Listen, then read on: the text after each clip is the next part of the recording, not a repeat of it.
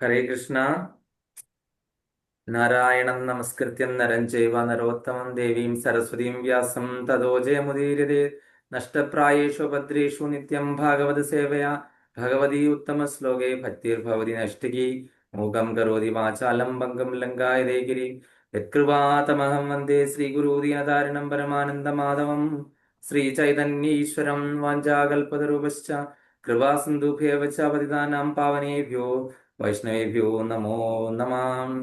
നമോ ഓം വിഷ്ണുപാദായ കൃഷ്ണപൃഷ്ഠായ ഭൂതലേ ശ്രീമതേ ജയപതാകസ്വാമിനിധി നാമിനി നമാചാര്യായ പദാനിത്തായ കൃപാപ്രദായിനി ഗൗരഗദാദാമുദായ നഗരഗ്രാമധാരിണി. നമോ ഓം വിഷ്ണുപദായ കൃഷ്ണപൃഷ്ഠായ ഭൂതലേ ശ്രീമതേ ഭക്തിവേദാന്ത സ്വാമിനിധി നാമിനി നമസ്തേ സാരസ്വതേ ദേവേ ഗൗരവാണി പ്രചാരിണേ നിർവിശേഷ ശൂന്യവാദി പാശ്ചാത്യദേശതാരിണി. ജയ ശ്രീകൃഷ്ണ ചൈതന്യ പ്രഭു നിത്യാനന്ദ ശ്രീ അദ്വൈത ഗദാധര ശ്രീവാസാദി ഗൗരവത്തവൃന്ദ. ഹരേ കൃഷ്ണ കൃഷ്ണ കൃഷ്ണ ഹരേ ഹരേ ഹരേ രാമ ഹരേ രാമ രാമ രാമ ഹരേ ഹരേ. ഓം നമോ ഭഗവതേ വാസുദേവായ. ഓം നമോ ഭഗവതേ വാസുദേവായ. ഓം നമോ ഭഗവതേ വാസുദേവായ.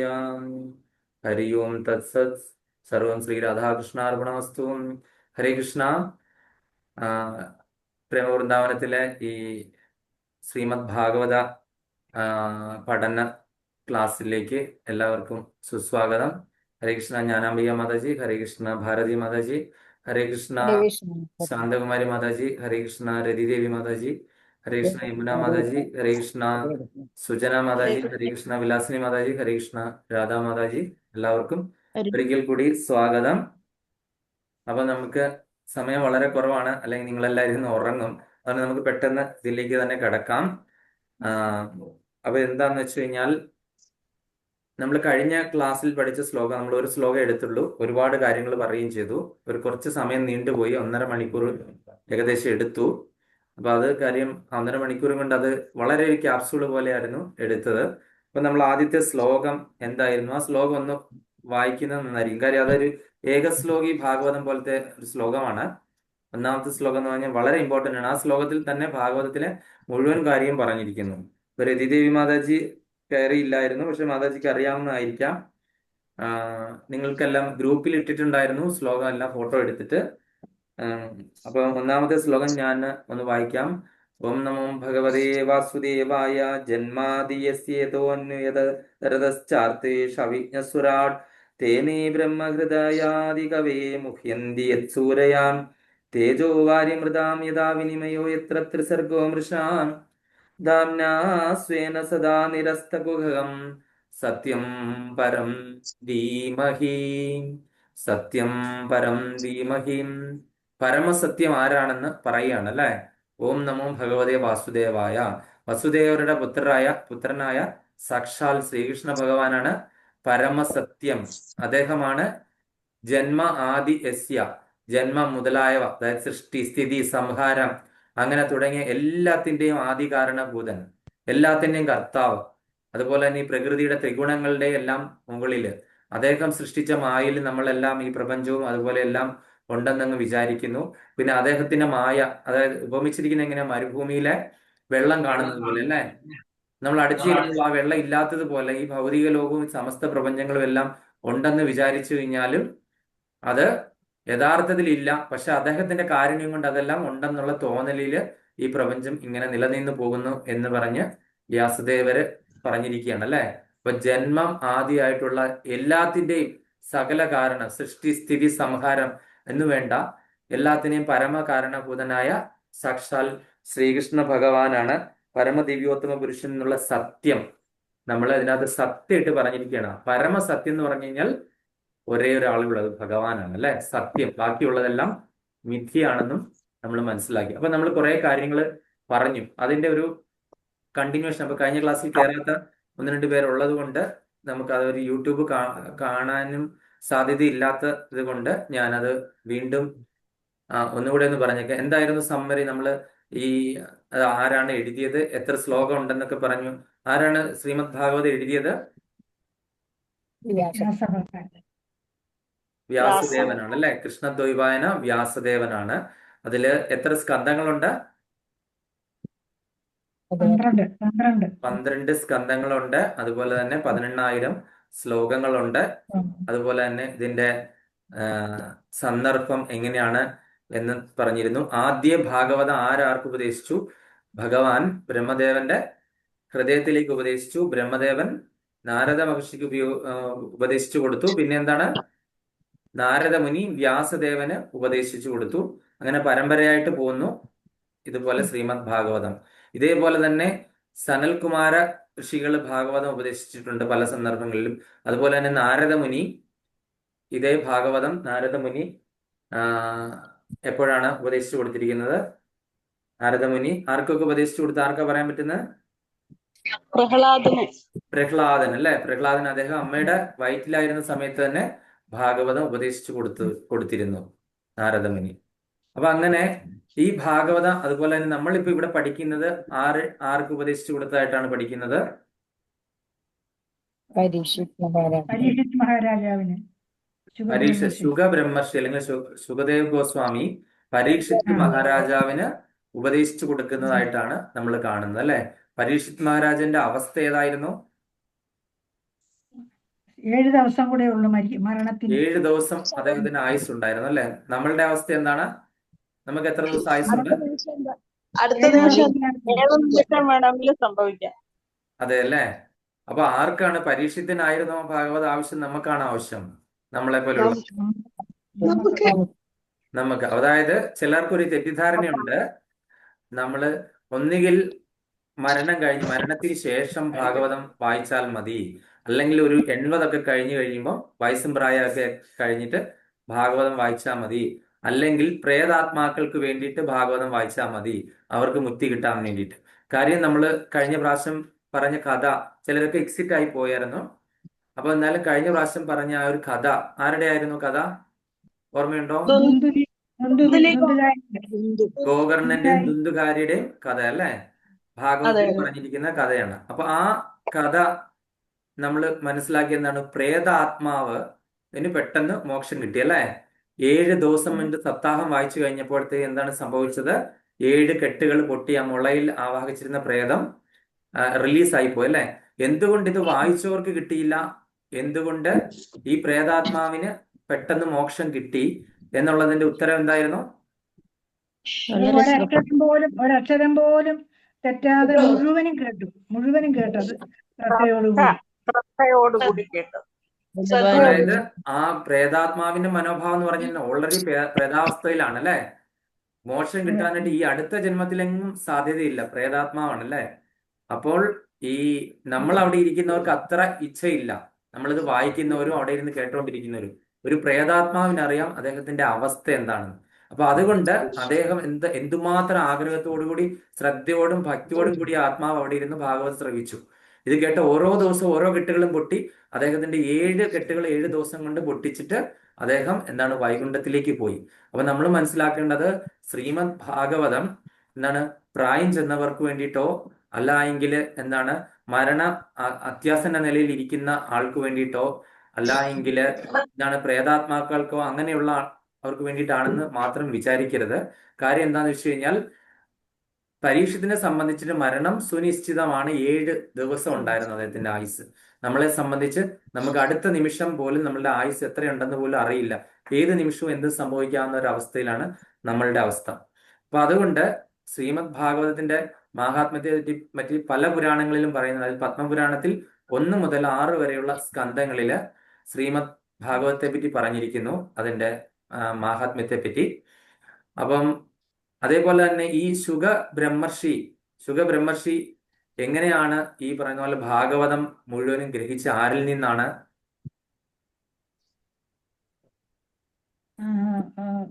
പരമശിവൻ പാർവതിക്ക് പറഞ്ഞു കൊടുക്കുന്നത് കേട്ടു.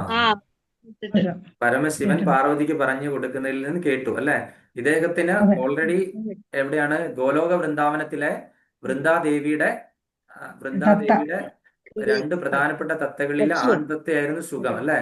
അവിടെ നിന്ന് രാധാറാണിയുടെ ഇടയ്ക്കിൽ നിന്ന് ശാപവും വാങ്ങിച്ചിട്ട് നേരെ വൈകുണ്ഠം വഴി നേരെ കൈലാസത്തിൽ വന്നപ്പോൾ അവിടെ ഏറ്റവും നല്ല രീതിയിൽ ഭാഗവതം പറയുന്ന ആരാണ്? മഹാദേവൻ അല്ലെ?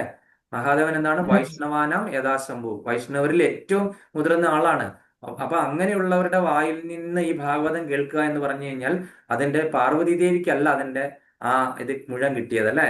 അത്രയും അതായത് മഹാദേവന്റെ കാര്യം എന്ന് പറഞ്ഞാൽ അദ്ദേഹം ഭഗവാന്റെ കാര്യം പറയാനായിട്ട് ഭയങ്കര അദ്ദേഹത്തിന്റെ അത്ര ആസ്വദിച്ചാണ് അദ്ദേഹം പറയുന്നത്. പക്ഷെ അത് കേൾക്കാനുള്ള യോഗം ഉണ്ടായത് ആരാണ്? ഈ തത്തയ്ക്കാണ്, അല്ലെങ്കിൽ സുഖത്തിനാണ് ഉണ്ടായത് അല്ലേ. പക്ഷെ പാർവതി ദേവി അവിടെ ഇരുന്ന് ഉറങ്ങിപ്പോയി. അങ്ങനെ ഈ സുഖം വന്ന് ആ മഹാദേവൻ പുറകെ ഓടിച്ചു. സുഖം വന്ന് ആരുടെ വയറ്റിൽ പോയി? വ്യാസദേവന്റെ പത്നിയായ ജപാലി അല്ലെങ്കിൽ വാടിക എന്ന് പറയുന്ന ആ ഒരു സ്ത്രീയുടെ ഉള്ളിലേക്ക് വാ പൊളിച്ച് കിടന്ന് ഉറങ്ങുമായിരുന്നു. അവിടെയും ഭാഗവതം ചർച്ച ചെയ്തുകൊണ്ടിരുന്നപ്പോൾ എന്ത് ചെയ്തു? ഈ പറയുന്ന വ്യാസദേവന്റെ ഭാര്യ ഉറങ്ങി, വാ പൊളിച്ചിരുന്ന് ഉറങ്ങിപ്പോയി. അപ്പൊ അങ്ങനെ ആ ഭാഗവതം മുഴുവൻ കേട്ട ആളാണ് ആര്?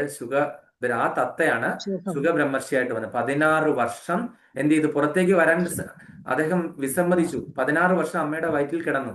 എന്തുകൊണ്ടാണ് പുറത്തേക്ക് വരാൻ വിസമ്മതിച്ചത്?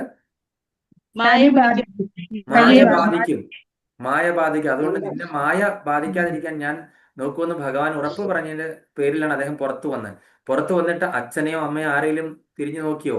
ഇല്ല, നേരെ സന്യാസത്തിനായിട്ട് പോയി. 16 വയസ്സുള്ള ഒരു കുട്ടി എന്താണ് വിവസ്ത്രനായിട്ട്, കാര്യം എന്താണ്? അദ്ദേഹം വസ്ത്രത്തെ പറ്റി കെയർ ചെയ്തിരുന്നേ ഇല്ല. വിവസ്ത്രനായിട്ടാണ് അദ്ദേഹം നടന്നു പോയത്.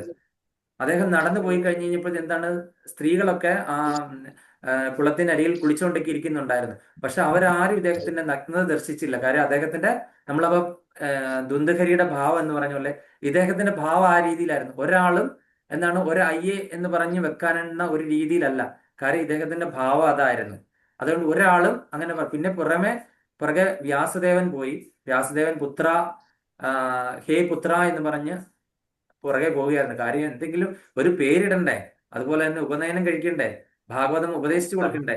അപ്പൊ അതിന് നിൽക്കാതെ ഇദ്ദേഹം അങ്ങ് പോകുമായിരുന്നു. അവസാനം നമ്മൾ കണ്ടു എന്താണ് ബർക്കാപീഠം എന്ന് പറയുന്ന ആ ഒരു ശ്ലോകം ഭാഗവത്തിലെ കേട്ട് കഴിഞ്ഞപ്പോഴാണ് ഇദ്ദേഹത്തിന് എന്താണ് ഇതിനെപ്പറ്റി ആ ഒരു തിരിച്ചറിവ്, ആ ഭാഗവതത്തിന്റെ മഹിമ അദ്ദേഹം വീണ്ടും കേട്ടപ്പോൾ ഇത് ആരാണ് പറഞ്ഞതെന്ന് മനസ്സിലായപ്പോൾ വ്യാസദേവനാണ് ഇത് അവരെ പഠിപ്പിച്ചതെന്ന് മനസ്സിലായി. വീണ്ടും വ്യാസദേവന്റെ അടുക്കൽ നിന്ന് എന്താണ് ആ അധ്യയനമൊക്കെ കൊണ്ടിട്ട് പിന്നെ അദ്ദേഹം പരീക്ഷിത് മഹാരാജാവിന് ഗംഗാ തീരത്ത് വെച്ചിട്ട് ഉപദേശിക്കുന്ന ഭാഗവതമായിട്ടാണ് നമ്മൾ കണ്ടത്.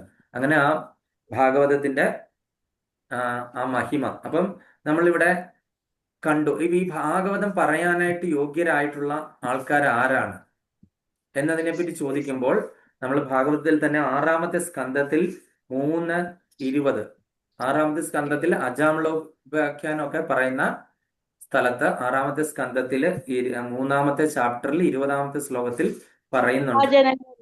മഹാജനങ്ങളല്ലേ? സ്വയംഭൂ നാരദ ശംഭു. ആ ശ്ലോകമാണ്. സ്വയംഭൂ നാരദ ശംഭു കുമാര കപിലോ മനോ പ്രഹ്ലാദോ ജനകോ വിഷ്ണു ബലിർ വൈയാസികർ വയം. അപ്പൊ ഞാൻ ഈ ശ്ലോകം കാണാതെ പഠിച്ചോളാൻ പറഞ്ഞ് നേരത്തെ നിങ്ങളോട് പറഞ്ഞിട്ടുണ്ട് അല്ലെ. അപ്പൊ ഇവരാണ് 12 മഹാജനങ്ങൾ. ഇത് ആരോട് പറയുന്ന ശ്ലോകമാണ്? യമദേവൻ അല്ലെ? യമദേവൻ ആരോട് പറയുന്നതാണ്? യമദൂതന്മാരോട് പറയുന്നതാണ്. എന്താണ് സന്ദർഭം? എന്താണ് സന്ദർഭം? ഈ അജാമിളന്റെ ജീവൻ കൊണ്ടുപോകാനായിട്ട് യമദൂതന്മാര് പോയപ്പോ വിഷ്ണു ദൂതന്മാര് വന്ന് തടഞ്ഞു. അവിടെ വെച്ച് വാക്തർക്കം ഉണ്ടായി. എന്നിട്ട് യമദൂതന്മാര് തിരിച്ച് യമദേവന്റെ അടുക്കൽ അങ്ങേക്കാളും ഉയർന്ന ബോസ് വേറെ ആരെങ്കിലും ഉണ്ടോ എന്ന് ചോദിച്ചിട്ടുള്ള സംവാദം നടക്കാണ്. ആ സംവാദത്തിന്റെ ഇടയ്ക്ക് യമദേവൻ അവരോട് മറുപടി പറയുന്നതാണ്.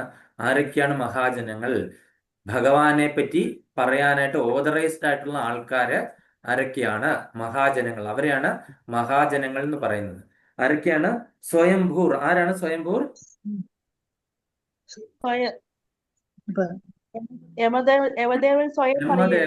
ബ്രഹ്മദേവൻ എന്താണ്? സ്വയംഭൂ ആണല്ലേ ഭഗവാന്റെ നാഭിയിൽ നിന്ന്. അപ്പൊ സ്വയംഭൂ എന്ന് പറയുന്ന ബ്രഹ്മദേവൻ. പിന്നെ ആരാണ്? നാരദമുനി. ഇപ്പൊ നാരദമുനിയുടെ കാര്യം നമ്മൾ കേട്ടല്ലോ അല്ലെ. നാരദമുനി അതുപോലെ തന്നെ ബ്രഹ്മദേവന്റെ അടുക്കൽ നിന്നാണ് ഈ ഭാഗവതം അദ്ദേഹം ഗ്രഹിച്ചത്. അതുപോലെ തന്നെ മഹാദേവൻ ഭഗവാനിൽ നിന്ന് നേരിട്ട് ശ്രവിച്ചതാണ് ഭാഗവതം.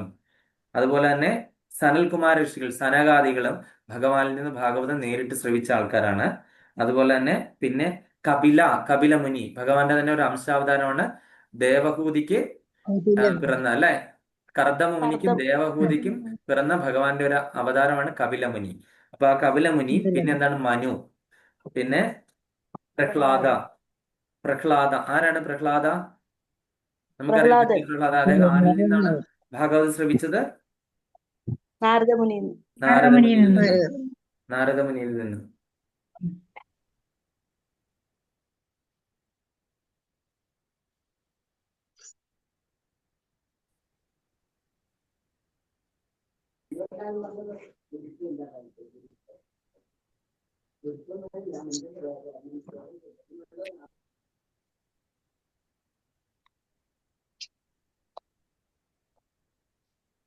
പിന്നെ അടുത്തതാരാണ്? പ്രഹ്ലാദ. ജനക മഹാരാജാവ്, സീതാദേവിയുടെ അച്ഛനായ ജനക അച്ഛൻ. മഹർഷി. പിന്നെ ആരാണ്? ഭീഷ്മദേവര്. ഭീഷ്മദേവര് നമുക്കറിയാമല്ലോ, അവസാനം വിഷ്ണു സഹസ്രനാമം ഒക്കെ ജപിച്ച ആളാണ് ഭീഷ്മദേവര്. പിന്നെ അടുത്തത് ബലി മഹാരാജാവ്. പിന്നെ അടുത്ത് ശുഗബ്രഹ്മർഷി, അതാണ് വൈയാസികർ എന്ന് പറയുന്നത്. ആരാണ്? വ്യാസ മഹർഷിയുടെ പുത്രൻ, അതാണ് വൈയാസികർ എന്ന് പറയുന്നതിന്റെ അടുത്ത് ശുഗബ്രഹ്മർഷി. പിന്നെ അടുത്തത് യമദേവൻ. വയം എന്ന് പറഞ്ഞ ആരാണ്? ഞാൻ, പിന്നെ ഞാനും, അല്ലെ? ആ ശ്ലോകം ആര് പറയുന്നതാണ്? യമദേവൻ പറയുന്നതാണ്. അതുകൊണ്ട് ലാസ്റ്റ് യമദേവൻ ഞാനും എന്ന് പറയുവാണ്, വയം ഞാനും, അതായത് യമദേവനും. അങ്ങനെ 12 മഹാജനങ്ങൾ, ഇവരാണ് ഓതറൈസ്ഡ് ആയിട്ട് ഭാഗവതം പറയാനായിട്ട് ആ, ആ, എന്താണ് അധികാരപ്പെടുത്തിയിട്ടുള്ളത്. അതായത് ഇതുപോലെയുള്ള മഹാജനങ്ങൾ. അപ്പൊ അവര് പറഞ്ഞ അവരുടെ കൃപയോട് കൂടിയിട്ടാണ് നമ്മൾ, അതുകൊണ്ട് നാരായണൻ നമസ്കൃത്യം നരഞ്ജീവ നരോത്തമം എന്ന് പറഞ്ഞ് നമ്മൾ വന്ദന ശ്ലോകമൊക്കെ പാടി നമ്മള് ഈ ആചാര്യന്മാരുടെ അല്ലെങ്കിൽ ശ്രീലപ്രഭുപാദരുടെ ഒക്കെ കരുണ കൊണ്ട് നമ്മള് എന്താണ് അവരിങ്ങനെയൊക്കെ ആക്കി തന്നതുകൊണ്ട് നമ്മള് എന്താണ് ഭാഗവതം ഇങ്ങനെ നോക്കുന്നു. പറയാനും ഇതൊന്നും കേൾക്കാൻ, അതായത് കേൾക്കുക എന്നുള്ളതാണ് ഏറ്റവും വലിയ കാര്യം. അപ്പൊ ശ്രീമദ് ഭാഗവതം, അതുപോലെ ഈ ആദ്യത്തെ 3 ശ്ലോകങ്ങളും ഒരു പ്രത്യേകതയുണ്ട്. ആ 3 ശ്ലോകങ്ങളുടെ പ്രത്യേകത എന്താന്ന് വെച്ച് കഴിഞ്ഞാൽ, ഈ ഇത് 3 കാറ്റഗറിയിൽ പെടുന്നു. ഈ ശ്ലോകങ്ങൾ 3. ഒന്ന് സംബന്ധ, ഒന്ന് എന്താണ് അഭിധേയ, സംബന്ധ, യോജന. അഭിധേയ, പ്രയോജന. യോജന. അപ്പൊ ഈ 3 ശ്ലോകങ്ങൾ ഈ പഠിക്കാൻ പോകുന്നത്, ഇന്നിപ്പോ 2 ശ്ലോകങ്ങളിലൂടെ കൂടി നമ്മൾ എടുക്കും. ആ 3 ശ്ലോകങ്ങളും നിങ്ങൾ ബൈഹാർട്ട് ആക്കണം, പറ്റുന്നവരെല്ലാരും തന്നെ. അത് പല ദിവസങ്ങളിലായിട്ട് പഠിച്ച് കാണാതെ പഠിച്ചാൽ മതി. ഒറ്റയടിക്ക് പഠിക്കേണ്ട, പല ദിവസങ്ങളിലായിട്ട് ആവർത്തിയായിട്ട് വായിച്ചത് പഠിക്കണം. ഈ 3ഉം സംബന്ധ, അഭിധേയ, പ്രയോജനം. എന്താണ് സംബന്ധം? ഒന്നാമത്തെ ശ്ലോകം നമ്മൾ പറഞ്ഞല്ലോ, അല്ലെ? ആരാണ് പരമദിവ്യോത്തമ പുരുഷൻ? എങ്ങനെയാണ് ബന്ധം, സംബന്ധ, ബന്ധപ്പെടുത്തുന്നത്, അല്ലെ? സംബന്ധം എന്ന് പറഞ്ഞാൽ ശ്രീമദ് ഭാഗവതം നമ്മൾ ആരുമായി അല്ലെങ്കിൽ എന്തുമായി ബന്ധപ്പെട്ടിരിക്കുന്നു? ഓരോ ജീവാത്മാവിനും പരമാത്മാവായ ഭഗവാൻ ശ്രീകൃഷ്ണനുമായി ശാശ്വത ബന്ധം ഉണ്ടെന്ന് സ്ഥാപിക്കുന്നു. അപ്പം ഭഗവാനുമായിട്ട് നമ്മുടെ ബന്ധം എന്താണ്? ആർക്കാ പറയാൻ പറ്റുന്നത്? ഭഗവാന്റെ അംശമാണ് നമ്മള്.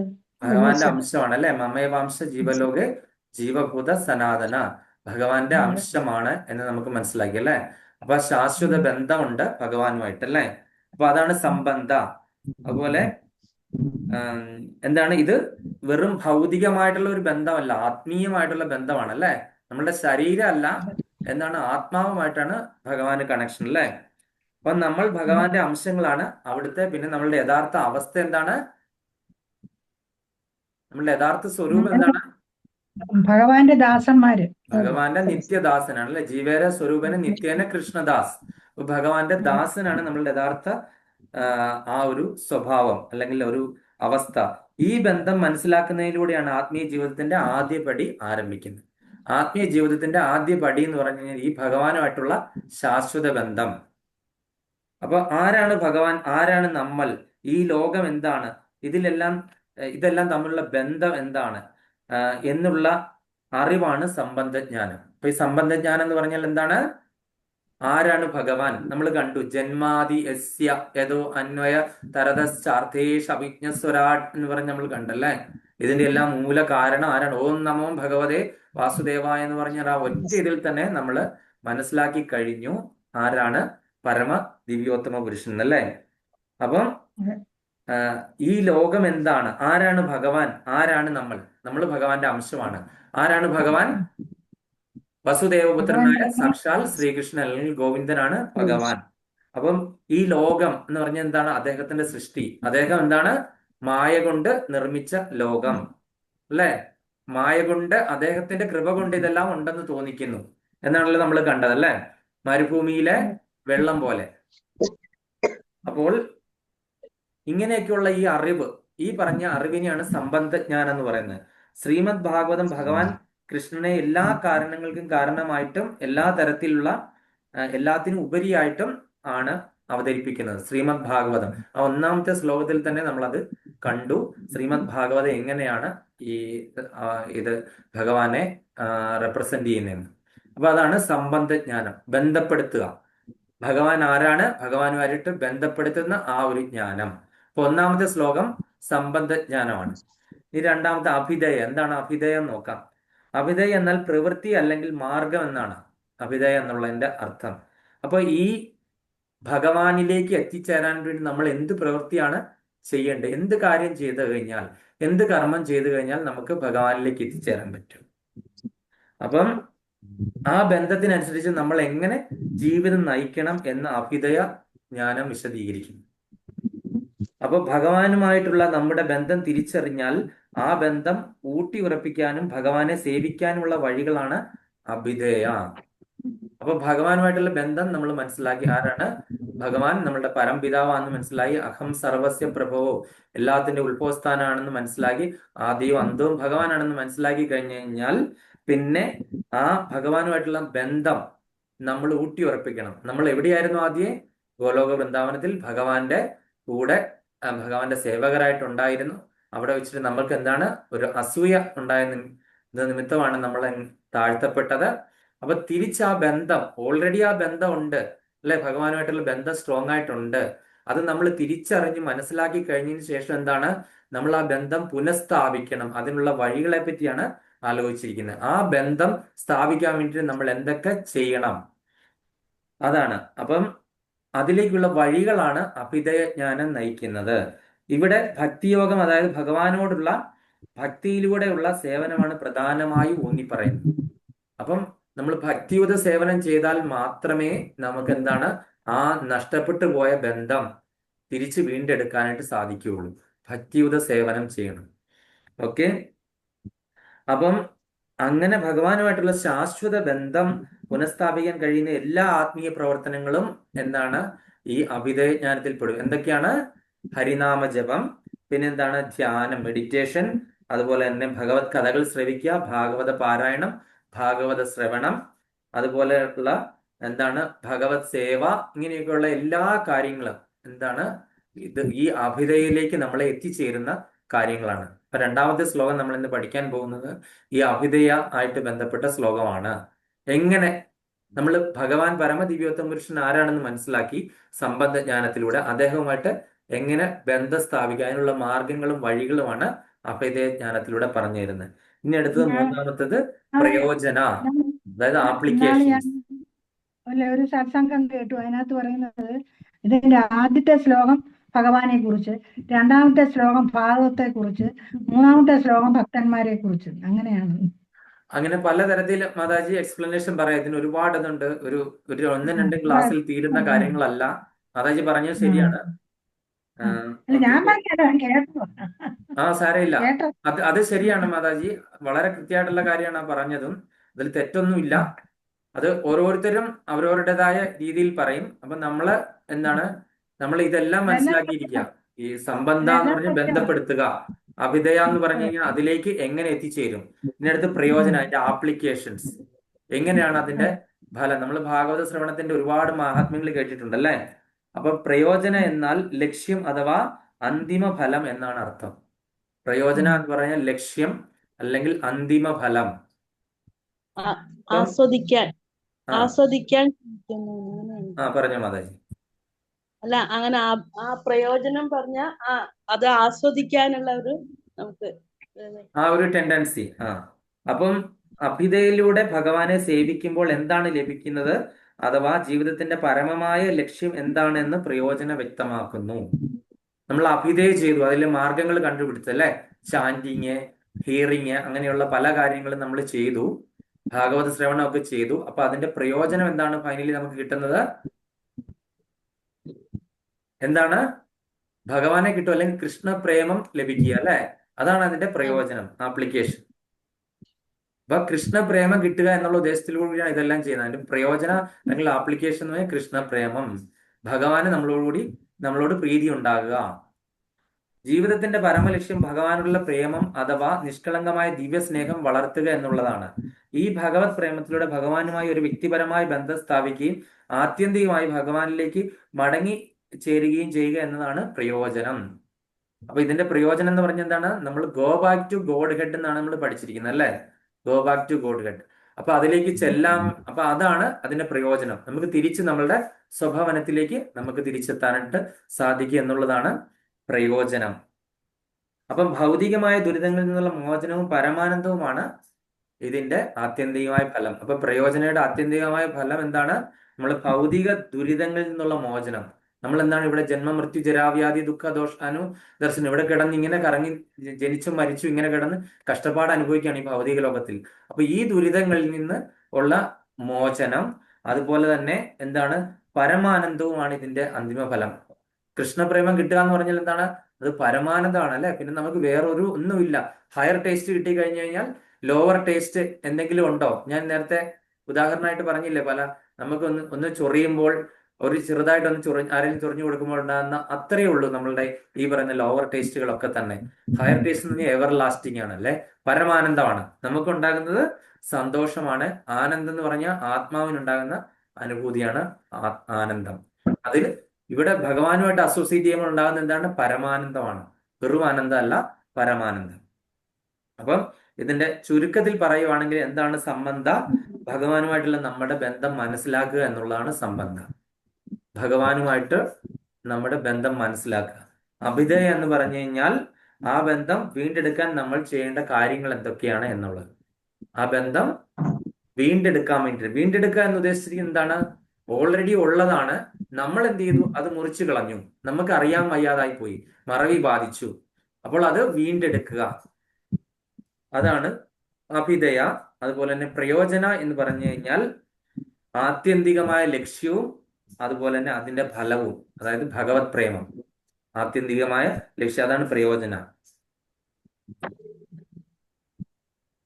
അപ്പം ഈ മൂന്ന് ആശയങ്ങളും ഒരാളുടെ ആത്മീയതയെ പൂർണ്ണമാക്കാനായിട്ട് സഹായിക്കുന്നു. ഇത് മൂന്നും ഉണ്ടെങ്കിൽ മാത്രമേ, അപ്പൊ ഈ മൂന്ന് കാര്യങ്ങളാണ് പ്രധാനപ്പെട്ട. നമ്മൾ ആരാണ് ഭഗവാൻ മനസ്സിലാക്കി ഭഗവാനിലേക്ക് നമുക്ക് എത്തിച്ചേരാനുള്ള മാർഗങ്ങൾ, അത് കഴിഞ്ഞിട്ട് അതിന്റെ ആത്യന്തികമായ ഫലം അല്ലെങ്കിൽ പ്രയോജനം എന്താണെന്ന് മനസ്സിലാക്കി. അപ്പം നമ്മൾ ഇതിന്റെ പ്രയോജനം മനസ്സിലാക്കിയിട്ട് നമ്മൾ എന്താണ് അതിൽ വീണ്ടും കൂടുതൽ ഇതിനെപ്പറ്റി നമ്മൾ അറിയാനായിട്ട് ശ്രമിച്ചു കഴിഞ്ഞു കഴിഞ്ഞാൽ നമ്മൾ എന്താണ് ഒരിക്കലും ഈ ഒരു ടേസ്റ്റിൽ നിന്ന് നമ്മൾ വിട്ടുപോകില്ല. കാര്യം ഇതിന്റെ ആത്യന്തികമായ ഫലം എന്താണ്? കൃഷ്ണപ്രേമം, അല്ലേ? അപ്പൊ ഇനി അടുത്തത് നമുക്ക് ഡയറക്ട്ലി രണ്ടാമത്തെ ശ്ലോകത്തിലേക്ക് പോകാം. ആദ്യത്തെ ശ്ലോകം നിങ്ങൾ എല്ലാവരും വായിക്കണം. അതിന്റെ അർത്ഥമൊക്കെ ഞാൻ പറഞ്ഞു. ആ ശ്ലോകത്തിൽ തന്നെ കംപ്ലീറ്റ് ഭാഗവതം തന്നെ പറയുവാണ് ഭാഗവതം എന്താണ് ഉദ്ദേശിച്ചിരിക്കുന്നതെന്ന്. അതിന്റെ ആ ഭാവാർത്ഥം എല്ലാവരും വായിച്ചു കാണുമെന്ന് ഞാൻ വിശ്വസിക്കുന്നു. മാതാജി ഗ്രൂപ്പിൽ ഷെയർ ചെയ്തിട്ടുണ്ടായിരുന്നു ഭഗവത്ഗീത യഥാരൂപം ഇല്ലാത്തവർക്ക് വേണ്ടിയിട്ട്. അപ്പം ഗ്രൂപ്പിൽ നോക്കിയവരെല്ലാരും കണ്ടു കാണും. അപ്പൊ ശ്ലോകം 2.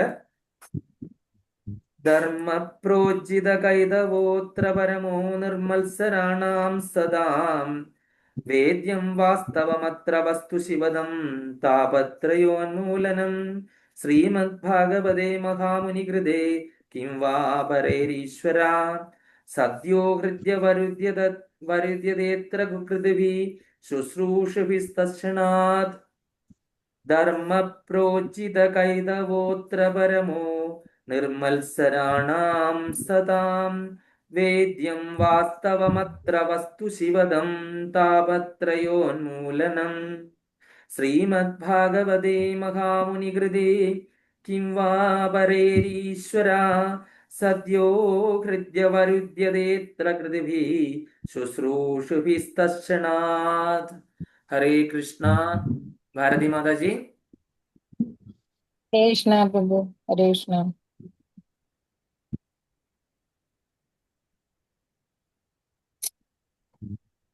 മാതാജി വായിക്കുന്നുണ്ടോ? ആ ശ്ലോകം 2. ധർമ്മപ്രോജിത കൈതവോ അത്ര പരമോ നിർമ്മത്സരാണാം സദാം വേദ്യം വാസ്തവമത്ര വസ്തു ശിവതം താപത്രയോന്മൂലനം. ശ്രീമദ്ഭാഗവതേ മഹാമുനികൃതേ കിം വാ പരൈരീശ്വര സദ്യോ ഹൃദ്യവരുധ്യതേ യത്ര കൃതിഭിः ശുശ്രൂഷുഭിസ്തത്ക്ഷണാത്. ഹരേ കൃഷ്ണ. ഹരേ കൃഷ്ണ പ്രഭു. Thank you mataji. ഹരേ കൃഷ്ണ. അടുത്തത് ശാന്തകുമാരി മാതാജി, ഒന്നുകൂടെ വായിക്കൂ. അടുത്ത പ്രാവശ്യം വായിക്കാൻ പറ്റും. അടുത്തോട്ട് എടുത്തോണ്ടല്ലേ, അടുത്ത പ്രാവശ്യം വായിക്കാം. ഹരേ കൃഷ്ണ. ഗീതാ മാതാജി.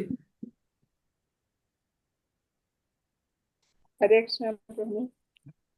ഓം നമോ ഭഗവതേ വാസുദേവായ. ധർമ്മപ്രോജിത കൈതവോത്ര പരമോ നിർമ്മത്സരാണാം സദാം വേദ്യം വാസ്തവമത്ര വസ്തു ശിവദണ്ഡാവത്രയോന്മൂലനം. ശ്രീമദ്ഭാഗവതേ മഹാമുനികൃതേ കിം വാ പരൈരീശ്വര സദ്യോ ഹൃദ്യവരുധ്യതേത്ര കൃതിഭിः ശുശ്രൂഷിഭിസ്തത്ക്ഷണാത്. ഹരേ കൃഷ്ണ. ഹരേ കൃഷ്ണ. അപ്പൊ നമുക്ക് ഇനി സമയം ഇല്ലാത്തതുകൊണ്ട് എല്ലാരെ കൊണ്ട് വായിപ്പിക്കാണ്ട് പറ്റുന്നില്ല. അതുകൊണ്ട് എല്ലാവരും ഒന്ന് വായിച്ചു നോക്കിക്കണം. ഇനി അടുത്തതിന്റെ പദാനുപദ തർജ്ജമ ജ്ഞാനാംബിക മാതാജി. ധർമ്മം പ്രോജിത പൂർണ്ണമായും തിരസ്കരിക്കുക, പൂർണ്ണമായും തിരസ്കരിക്കുക. കൈതവക കർമ്മഫല താല്പര്യത്താൽ ആവരണം ചെയ്യപ്പെട്ട ഇതിൽ പരമമായ നിർമ്മത്സരാണ 100% പരിശുദ്ധമായ ഹൃദയത്തോടു കൂടിയ സദാം ഭക്തർ വേദ്യം മനസ്സിലാക്കാൻ സാധ്യമായത് വാസ്തവം യഥാർത്ഥം അത്ര ഇതിൽ വസ്തു സാരസത്ത ശിവനം സൗഖ്യം താപത്രയ ത്രിവിധ ക്ലേശങ്ങൾ ഉന്മൂലനം ചെയ്യപ്പെടുന്നു. ശ്രീമദ് മനോഹരം ഭാഗവത പുരാണം മഹാമുനി വ്യാസദേവൻ കൃതേ രചിക്കപ്പെട്ടു. കിം എന്താകുന്നു, വ ആവശ്യം, പരൈ മറ്റുള്ളവയുടെ, ഈശ്വര ഭഗവാൻ, സദ്യ ഉടൻ, ഹൃദയത്തിൽ, അവരുദ്ധിതയെ സംശ്ലേഷിപ്പിക്കുന്നു. അത്ര ഇവിടെ, കൃതിഭി ഈശ്വരഭക്തിയുള്ള മനുഷ്യരാൽ, ശുശ്രൂഷിഭി സംസ്കാരത്താൽ, തത് ക്ഷണാത് താമസം വിന. ഹരേ കൃഷ്ണ. അതിന്റെ വിവർത്തനം രാധിക മാതാജി. ഹരേ കൃഷ്ണ. വിവർത്തനം ബൈ ശ്രീലപ്രഭുപാദ് കി ജയ്. ഭൗതിക പുരോഗതിയെ ലക്ഷ്യം വെച്ചുള്ള ധാർമ്മിക കർമ്മങ്ങളെ പൂർണ്ണമായി തിരസ്കരിച്ച നിർമ്മല ഹൃദയരായ ഭക്തർക്ക് മനസ്സിലാക്കാൻ സാധ്യമാകുന്ന പരമസത്യത്തെ ഈ ഭാഗവത പുരാണം പ്രതിപാദിക്കുന്നു. ഏവരുടെയും ക്ഷേമ താല്പര്യാർത്ഥം യാഥാർത്ഥ്യത്തെ മിഥ്യയിൽ നിന്നും വേർതിരിച്ചതാണ് പരമസത്യം. ആ സത്യം ത്രിവിധ ക്ലേശങ്ങളെയും ഉന്മൂലനം ചെയ്യുന്നു. മുനിശ്രേഷ്ഠനായ വ്യാസദേവനാൽ തന്റെ പരിപക്വാവസ്ഥയിൽ രചിക്കപ്പെട്ട മനോജ്ഞ ഗംഭീരമായ ഈ ഭഗവത് സാക്ഷാത്കാരത്തിന് ഉതകും വിധം സ്വയം പര്യാപ്തമാണ്. ആകയാൽ മറ്റൊരു ധർമ്മശാസ്ത്രത്തിന്റെ ആവശ്യം എന്താണ്? വിനയത്തോടെ സശ്രദ്ധമായി ഭാഗവത സന്ദേശം ശ്രവിക്കുന്ന ഒരാളുടെ ഹൃദയത്തിൽ ഈ ജ്ഞാന സംസ്കരണത്താൽ തൽക്ഷണം ഭഗവാൻ വാസമുറപ്പിക്കുന്നു. ഹരേ കൃഷ്ണ. ഹരേ കൃഷ്ണ. അപ്പൊ അവിടെ ഭാവാർത്ഥം ഒരു 2-3 പേജ് ഉണ്ട്. അപ്പൊ അത് നിങ്ങൾ വായിച്ചു നോക്കുക. സമയമില്ലാത്ത കാരണം നമ്മൾ വിവർത്തനം എന്താണെന്ന് പറഞ്ഞിരിക്കുന്നത് നോക്കാം. ഭൗതിക പുരോഗതിയെ ലക്ഷ്യം വെച്ചിട്ടുള്ള ധർമ്മകർമ്മങ്ങളെ പൂർണ്ണമായി ഒഴിവാക്കി നിർമ്മല ഹൃദയരായ ഭക്തർക്ക് മനസ്സിലാക്കാൻ സാധ്യമാകുന്ന വിധം പരമ സത്യത്തെ ഭാഗവത പുരാണം പ്രതിപാദിക്കുന്നു. അപ്പൊ ഭാഗവത പുരാണം എന്താണ് പറയുന്നത്? ഈ കൈതവ ധർമ്മം എന്ന് പറഞ്ഞാൽ എന്താണ്? നമ്മൾ ഈ പുരുഷാർത്ഥങ്ങളൊക്കെ പറയില്ല, ധർമ്മം, അർത്ഥം, കാമമോക്ഷം, വേദങ്ങളിലൊക്കെ പറഞ്ഞിട്ടുള്ള 4 കാര്യങ്ങൾ അല്ലെ. ഇപ്പം വേദങ്ങളിലൊക്കെ പറഞ്ഞിട്ടുള്ള ഈ 4 കാര്യങ്ങൾ ഇത് എന്താണ്? ഭൗതിക പുരോഗതിക്ക് വേണ്ടിയിട്ട് മാത്രമാണ് അല്ലെ. നമ്മള് വേദങ്ങളിൽ ഒരുപാട് ഇങ്ങനെ പ്രവൃത്തികൾ, ഇന്ന പ്രവൃത്തി ചെയ്തു കഴിഞ്ഞാൽ ഇന്ന ഫലം, അതുപോലെ തന്നെ അവസാനം മോക്ഷത്തിലേക്ക് പോകാനായിട്ട് ഇന്ന കാര്യങ്ങളൊക്കെ ചെയ്യണം, മോക്ഷം കിട്ടാനായിട്ട്, അങ്ങനെ പറഞ്ഞിട്ടുള്ള കാര്യങ്ങളിലേക്ക് വേണ്ടിയിട്ടാണ് ആൾക്കാർ കൂടുതൽ ശ്രദ്ധ കേന്ദ്രീകരിക്കുന്നത്. വേദങ്ങളിൽ കാര്യം എങ്ങനെയാണ്? പല വിഭാഗത്തിൽപ്പെട്ട ആൾക്കാർക്ക് മനസ്സിലാക്കാൻ അവരുടെ ടേസ്റ്റ് അനുസരിച്ചിട്ട് ആണ് ഈ വേദം ഉണ്ടാക്കി വെച്ചിരിക്കുന്നത് അല്ലെ. അപ്പം ഈ വേദത്തിൽ പോകുന്ന ആ ഒരു പ്രോസസ്സ്, കർമ്മകാണ്ഡയുടെ പ്രോസസ്സിൽ കൂടെ ഇങ്ങനെ കടന്നു പോകണം അല്ലെ. അത് ഒരുപാട് ബുദ്ധിമുട്ടുള്ള കാര്യങ്ങളാണ്. അപ്പൊ വേദങ്ങളിൽ പറഞ്ഞിട്ടുള്ള 4 ആശ്രമങ്ങൾ അല്ലെ. 4 ആശ്രമങ്ങൾ ഏതൊക്കെയാണ്? ഗൃഹസ്ഥാശ്രമം, ബ്രഹ്മചര്യം, ബ്രഹ്മചര്യം, ഗൃഹസ്ഥാശ്രമം, വാനപ്രസ്ഥം, സന്യാസം. വാനപ്രസ്ഥം, സന്യാസം. വാനപ്രസ്ഥം, വാനപ്രസ്ഥ, സന്യാസം. അപ്പൊ 4 സന്യാസം. ആശ്രമങ്ങളിൽ കൂടെ, അതുപോലെ തന്നെ ഈ 4 പുരുഷാർത്ഥങ്ങൾ എന്ന് പറയല്ലേ, ധർമ്മം, അർത്ഥം, കാമം, മോക്ഷം അല്ലെ. കാമം എന്ന് പറഞ്ഞാൽ ആഗ്രഹപൂർത്തി. ആഗ്രഹപൂർത്തിക്ക് വേണ്ടിയിട്ട് എല്ലാം നമ്മള് ഗീവ് ആൻഡ് ടേക്ക് എന്നൊക്കെ പറഞ്ഞിട്ടില്ലേ. നമ്മൾ ഒരുപാട് ഭഗവത്ഗീതയിൽ, അത് കർമ്മയോഗത്തിലൊക്കെ നമ്മൾ ഇനി പഠിക്കാൻ വരുന്നുണ്ട്. 2ാമത്തെ അധ്യായത്തിൽ കുറെ അതല്ല, നമ്മൾ ഫലകാംക്ഷയുള്ള കർമ്മങ്ങളും അല്ലാതെയുള്ള കർമ്മങ്ങളും അങ്ങനെ വേദങ്ങളിൽ ഇതിനെപ്പറ്റിയൊക്കെ പ്രതിപാദിച്ചിട്ടുണ്ട്. ഓരോരോ കർമ്മം ചെയ്താൽ ഇന്ന ഫലം എന്നൊക്കെ പറഞ്ഞു. അപ്പൊ അത് ആഗ്രഹിച്ച് ചെയ്യുന്ന കാര്യങ്ങൾ. അപ്പൊ ഈ കർമ്മങ്ങളൊക്കെ എന്താണ്? നമ്മളുടെ ഭൗതികമായ നേട്ടങ്ങൾക്ക് വേണ്ടിയിട്ടാണ് അല്ലെ. ഇന്ന കർമ്മം ചെയ്തു കഴിഞ്ഞാൽ ഇന്ന ഫലം. അപ്പൊ ഇവയൊക്കെ ഭക്തർക്ക് മനസ്സിലാക്കാൻ, നിർമ്മല ഹൃദയരായ ഭക്തർക്ക് മനസ്സിലാക്കാൻ സാധ്യമാകുന്ന വിധം പരമസത്യത്തെ ഭാഗവത പുരാണം പ്രതിപാദിക്കുന്നു. അപ്പൊ ഇങ്ങനെയുള്ള ഈ ഫലോദിഷ്ട കർമ്മങ്ങളെ പൂർണ്ണമായിട്ടും ഒഴിവാക്കി. ഫലോദിഷ്ട കർമ്മങ്ങളെ പറ്റി അല്ല ശ്രീമദ് ഭാഗവതം പറയുന്നത്. കാര്യം എന്താണ്? അത് പറയുന്നത് നിർമ്മല ഹൃദയരായ ഭക്തർക്ക് മനസ്സിലാക്കാൻ സാധ്യമാകുന്ന വിധത്തിൽ പരമസത്യത്തെ ഇവിടെ അവതരിപ്പിക്കുകയാണ് ചെയ്യുന്നത് ഭാഗവതം. അപ്പൊ ഏവരുടെയും ക്ഷേമ താല്പര്യാർത്ഥം യഥാർത്ഥത്തിൽ മിഥ്യയിൽ നിന്ന് വേർതിരിക്കുന്ന ശ്രേഷ്ഠമായ ഉണ്മയാണ് പരമസത്യം. യാഥാർത്ഥ്യത്തെ എന്തിൽ നിന്ന് വേർതിരിപ്പിക്കുന്നു? മിഥ്യയിൽ നിന്ന് വേർതിരിക്കുന്നു. മിഥ്യ എന്താണ്? ഇല്ലാത്തത്. ഇല്ലാത്ത ഒന്ന് എന്തിനാണോ അതിനാണ് മിഥ്യ അല്ലെങ്കിൽ മായ എന്ന് പറയുന്നത് അല്ലെ. അപ്പം എല്ലാം ഈ കാണുന്ന മുഴുവനും മിഥ്യയാണ് അല്ലെ. അപ്പൊ ഈ മിഥ്യയാകുന്ന ലോകത്തില് ഉള്ളത് എന്താണ്? പരമസത്യമായിട്ടുള്ള ഭഗവാൻ മാത്രമേ ഉള്ളൂ അല്ലെ. അപ്പം ഈ മിഥ്യയിൽ നിന്ന് എന്താണ്? പരമസത്യത്തെ വേർതിരിക്കുന്ന ഉണ്മയാണ് എന്താണ്? ഈ പറയുന്ന പരമസത്യം എന്ന് പറയുന്ന, അല്ലെങ്കിൽ ഭഗവാൻ, സാക്ഷാൽ ഭഗവാൻ. ആ സത്യം ജനിനിർഭിതപരമായ ത്രിവിധ ക്ലേശങ്ങളെ ഉന്മൂലനം ചെയ്യും. അപ്പം ഈ ഒരു പരമസത്യം മനസ്സിലാക്കി കഴിഞ്ഞു കഴിഞ്ഞാൽ നമ്മൾ ജനിക്കുമ്പോൾ തന്നെ ഈ ഭൗതിക ലോകത്തിൽ ജനിച്ചിരിക്കുന്ന ഏതൊരു വ്യക്തിക്കും എന്താണ്? ഈ ത്രിവിധ ക്ലേശങ്ങളിൽ കൂടെ കടന്നു പോകേണ്ടി വരും. എന്തൊക്കെയാണ് ത്രിവിധ ക്ലേശങ്ങള്? ആർക്കാ പറയാൻ?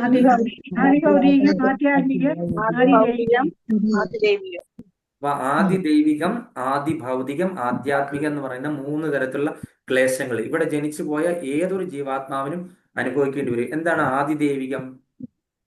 ആദി ദൈവികം എന്ന് പറഞ്ഞു കഴിഞ്ഞാൽ പ്രകൃതി ശക്തികളിൽ നിന്ന് ഉണ്ടാകുന്നതാണ്. അതായത് പ്രകൃതി ദുരന്തങ്ങൾ, ഭൂകമ്പം, ഉരുൾപൊട്ടല്, സുനാമി, അങ്ങനെയൊക്കെയുള്ള പേമാരി, ഇങ്ങനെയൊക്കെയുള്ള ഫ്ലഡ്, ഇങ്ങനെയുള്ള സംഭവങ്ങളൊക്കെയാണ് ആദി ദൈവികം. ഇതിൽ നിന്ന് ആർക്കെങ്കിലും ഒഴിഞ്ഞു പോകാൻ പറ്റുമോ? അത് ദൈവം തരുന്ന വിധി അല്ലെ. ഒരു വിധി എന്ന് പറഞ്ഞ് നമ്മൾ എഴുതി തള്ളും. നമുക്ക് ഇപ്പോഴും നാട്ടിൽ മഴ പെയ്തുകൊണ്ടിരിക്കുകയാണെന്ന് തോന്നുന്നു അല്ലെ. ഞാൻ വീട്ടിൽ വിളിച്ചപ്പം മഴ പെയ്തുകൊണ്ടിരിക്കുകയാണെന്ന് പറഞ്ഞു. അപ്പൊ അങ്ങനെ ആദി ഭൗതികം എന്ന് പറഞ്ഞു കഴിഞ്ഞാൽ നമ്മള് ചുറ്റുപാടുള്ള മറ്റു മനുഷ്യരിൽ നിന്നോ മറ്റു മൃഗങ്ങളിൽ നിന്നോ അങ്ങനെ ഒക്കെ ഉണ്ടാകാവുന്ന സംഭവങ്ങളാണ്. മറ്റുള്ള മനുഷ്യർ നമ്മളെ ഉപദ്രവിക്കും, നമ്മളോട് മോശമായിട്ട് പെരുമാറും. അപ്പൊ നമുക്ക് ബുദ്ധിമുട്ടുണ്ടാകും. മിക്കവാറും നമുക്ക് അങ്ങനെയാണല്ലോ ഓരോരുത്തരും. നമ്മുടെ ചുറ്റുപാടുള്ള ആൾക്കാര് ചിലപ്പോൾ മൃഗങ്ങളുടെ ഉപദ്രവം വരും. തേള് കടിക്കും, പഴുതാര കടിക്കും, പിന്നെ പാറ്റായുടെ ഉപദ്രവം, അങ്ങനെ കൊതുകിന്റെ ഉപദ്രവം, ഇങ്ങനെയുള്ള പലതരത്തിലുള്ള ജീവജാലങ്ങൾ മുഖാന്തരം നമ്മൾക്ക് ഉണ്ടാകുന്നതും അതുപോലെ തന്നെ മൃഗങ്ങളിൽ നിന്നുണ്ടാകുന്നതും മറ്റു മനുഷ്യരിൽ നിന്നും ഒക്കെ ഉണ്ടാകുന്നതാണ് ആദി ഭൗതികം. ആദി ഭൗതികം എന്താണെന്ന് മനസ്സിലായല്ലോ. ആ ഒരു ക്ലേശങ്ങളിൽ നമുക്ക് ഒഴിവാക്കാൻ പറ്റുമോ? നമുക്ക് ഇതൊന്നും ഇല്ലാതെ, ഈ മറ്റുള്ള മനുഷ്യരും അതുപോലെ മറ്റുള്ള ജീവജാലങ്ങളും ഒന്നും ഇല്ലാതെ നമ്മൾക്കൊരു ഗ്ലാസ് ഇതിൻ്റെ അകത്ത് അടച്ചുകൂട്ടി ഇരിക്കാണ്ട് പറ്റുമോ? ഇല്ല. നമുക്ക് പ്രവൃത്തി ചെയ്തേ പറ്റുള്ളൂ. അപ്പൊ നമുക്ക് ഈ ഒരു ദുരിതത്തിൽ നിന്ന് ഒരാൾക്കും ഒഴിഞ്ഞു പോകാണ്ട് പറ്റില്ല. പിന്നെ അടുത്തെന്താണ്? ആധ്യാത്മികം. ആധ്യാത്മികം എന്താണ്? നമ്മളുടെ സ്വന്തം ശരീരവും മനസ്സും കൊണ്ട് ഉണ്ടാകുന്ന ദുഃഖങ്ങളാണ്. നമ്മുടെ സ്വന്തം ശരീരവും മനസ്സും കൊണ്ട് എങ്ങനെയാണ് ദുഃഖങ്ങൾ ഉണ്ടാക്കുന്നത്? ചിലർക്കൊക്കെ ഡിപ്രഷൻ അല്ലെ. എത്രയായാലും സന്തോഷമില്ല. മനസ്സുകൊണ്ട് ഇങ്ങനെ നമ്മളിങ്ങനെ ഓരോന്ന് ആവശ്യമില്ലാത്ത കാര്യങ്ങൾ ചിന്തിച്ചുകൊണ്ട് ഇരിക്കുകയല്ലേ, പല കാര്യങ്ങളും. പിന്നെന്താണ്? അസുഖങ്ങൾ, പ്രമേഹം, അതുപോലെ ബ്ലഡ് പ്രഷർ, BP ഹൈ ആണെന്ന് പറയും അല്ലെ. അതുപോലെ കൊളസ്ട്രോൾ കൂടുതലാണ്, ക്രിയാറ്റിൻ കൂടുതലാണ്, ഇങ്ങനെയൊക്കെ പറഞ്ഞിട്ടുള്ള ഓരോരോ നമ്മളുടെ ശരീരം കൊണ്ടുണ്ടാകുന്ന പ്രശ്നങ്ങൾ, അതുപോലെ തന്നെ നമ്മളുടെ മനസ്സുകൊണ്ട് നമ്മൾ ഒരുപാട് കാര്യങ്ങൾ ചിന്തിച്ചു കൂട്ടുന്നു അല്ലേ. ഉം, അപ്പൊ നമ്മള് ഉം. ഈ 4 യുഗങ്ങളിലുമായിട്ട് കമ്പയർ ചെയ്യുമ്പോഴേ നമ്മൾ അതിനെ ഉപമിച്ചിട്ടുണ്ട് അല്ലേ. സത്യയുഗത്തില് സത്യയുഗത്തിൽ എവിടെയായിരുന്നു ആര് തമ്മിലായിരുന്നു യുദ്ധം നടന്നുകൊണ്ടിരുന്നത്? ദേവലോകവും അസുരലോകവും. സ്വർലോകം എന്ന് പറഞ്ഞാൽ നമ്മളുടെ ഈ ഭൂമിയെക്കാളും 2 ലോകം മുകളിലാണ് അല്ലെ. ഭൂർലോകം, ഭൂവർലോകം, സ്വർലോകം അല്ലെ.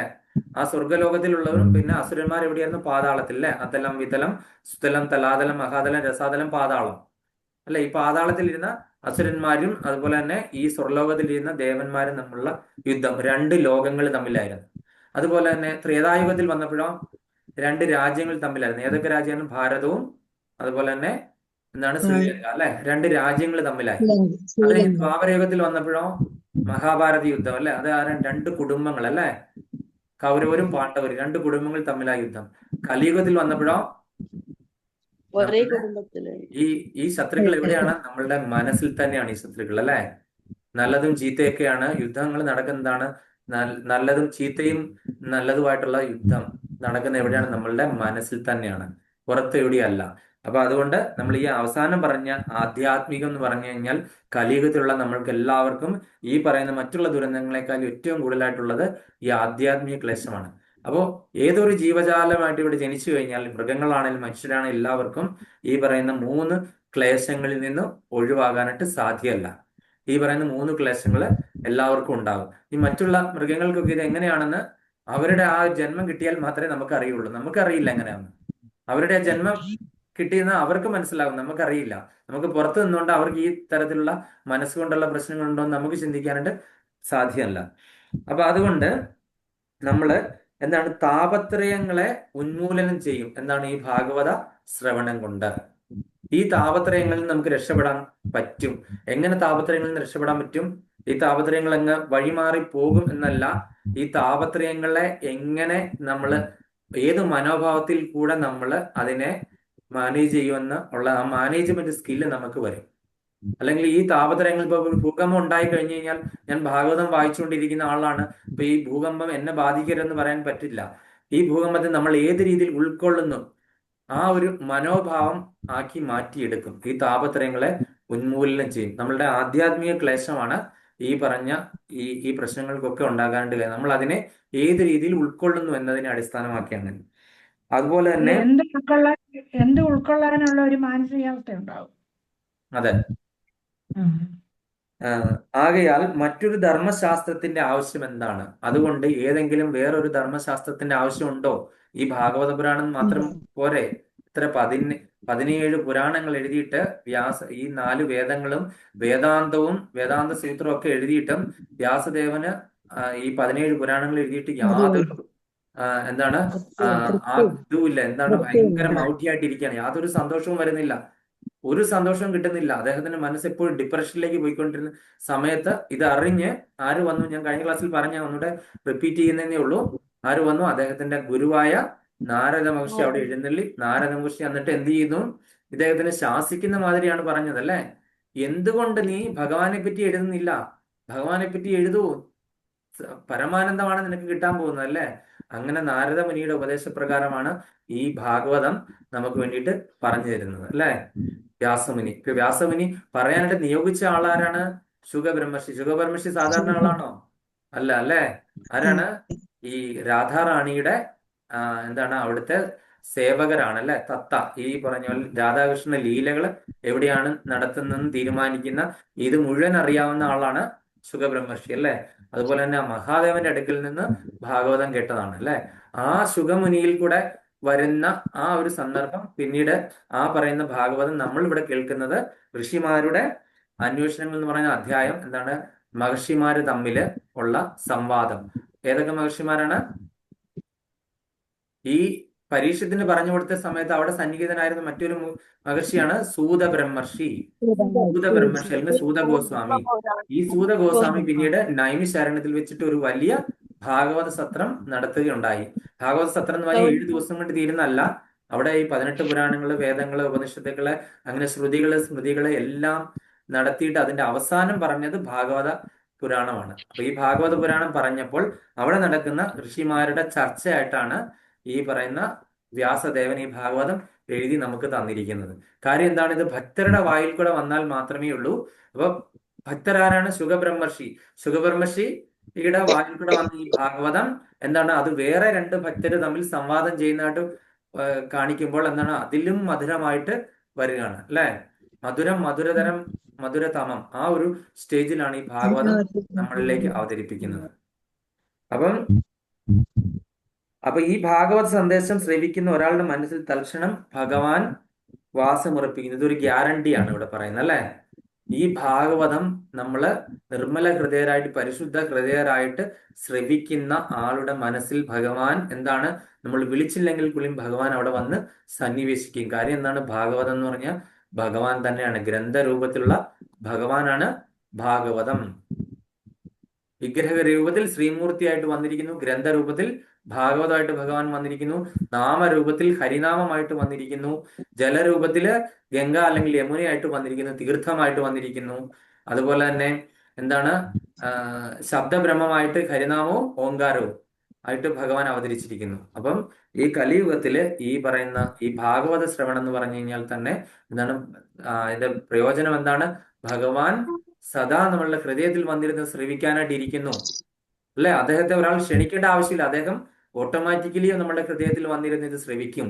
നമ്മൾ ഭാഗവതം ശ്രവിക്കുന്നതിന്റെ പ്രയോജനം എന്താണ്? നമ്മുടെ ഈ രണ്ട് ചെവി എന്താണ്? ഗേറ്റ് വേ ആണ്. ഹൃദയത്തിൽ പരമാത്മാവായിട്ട് ഭഗവാൻ ഇരിക്കുന്നുണ്ട്.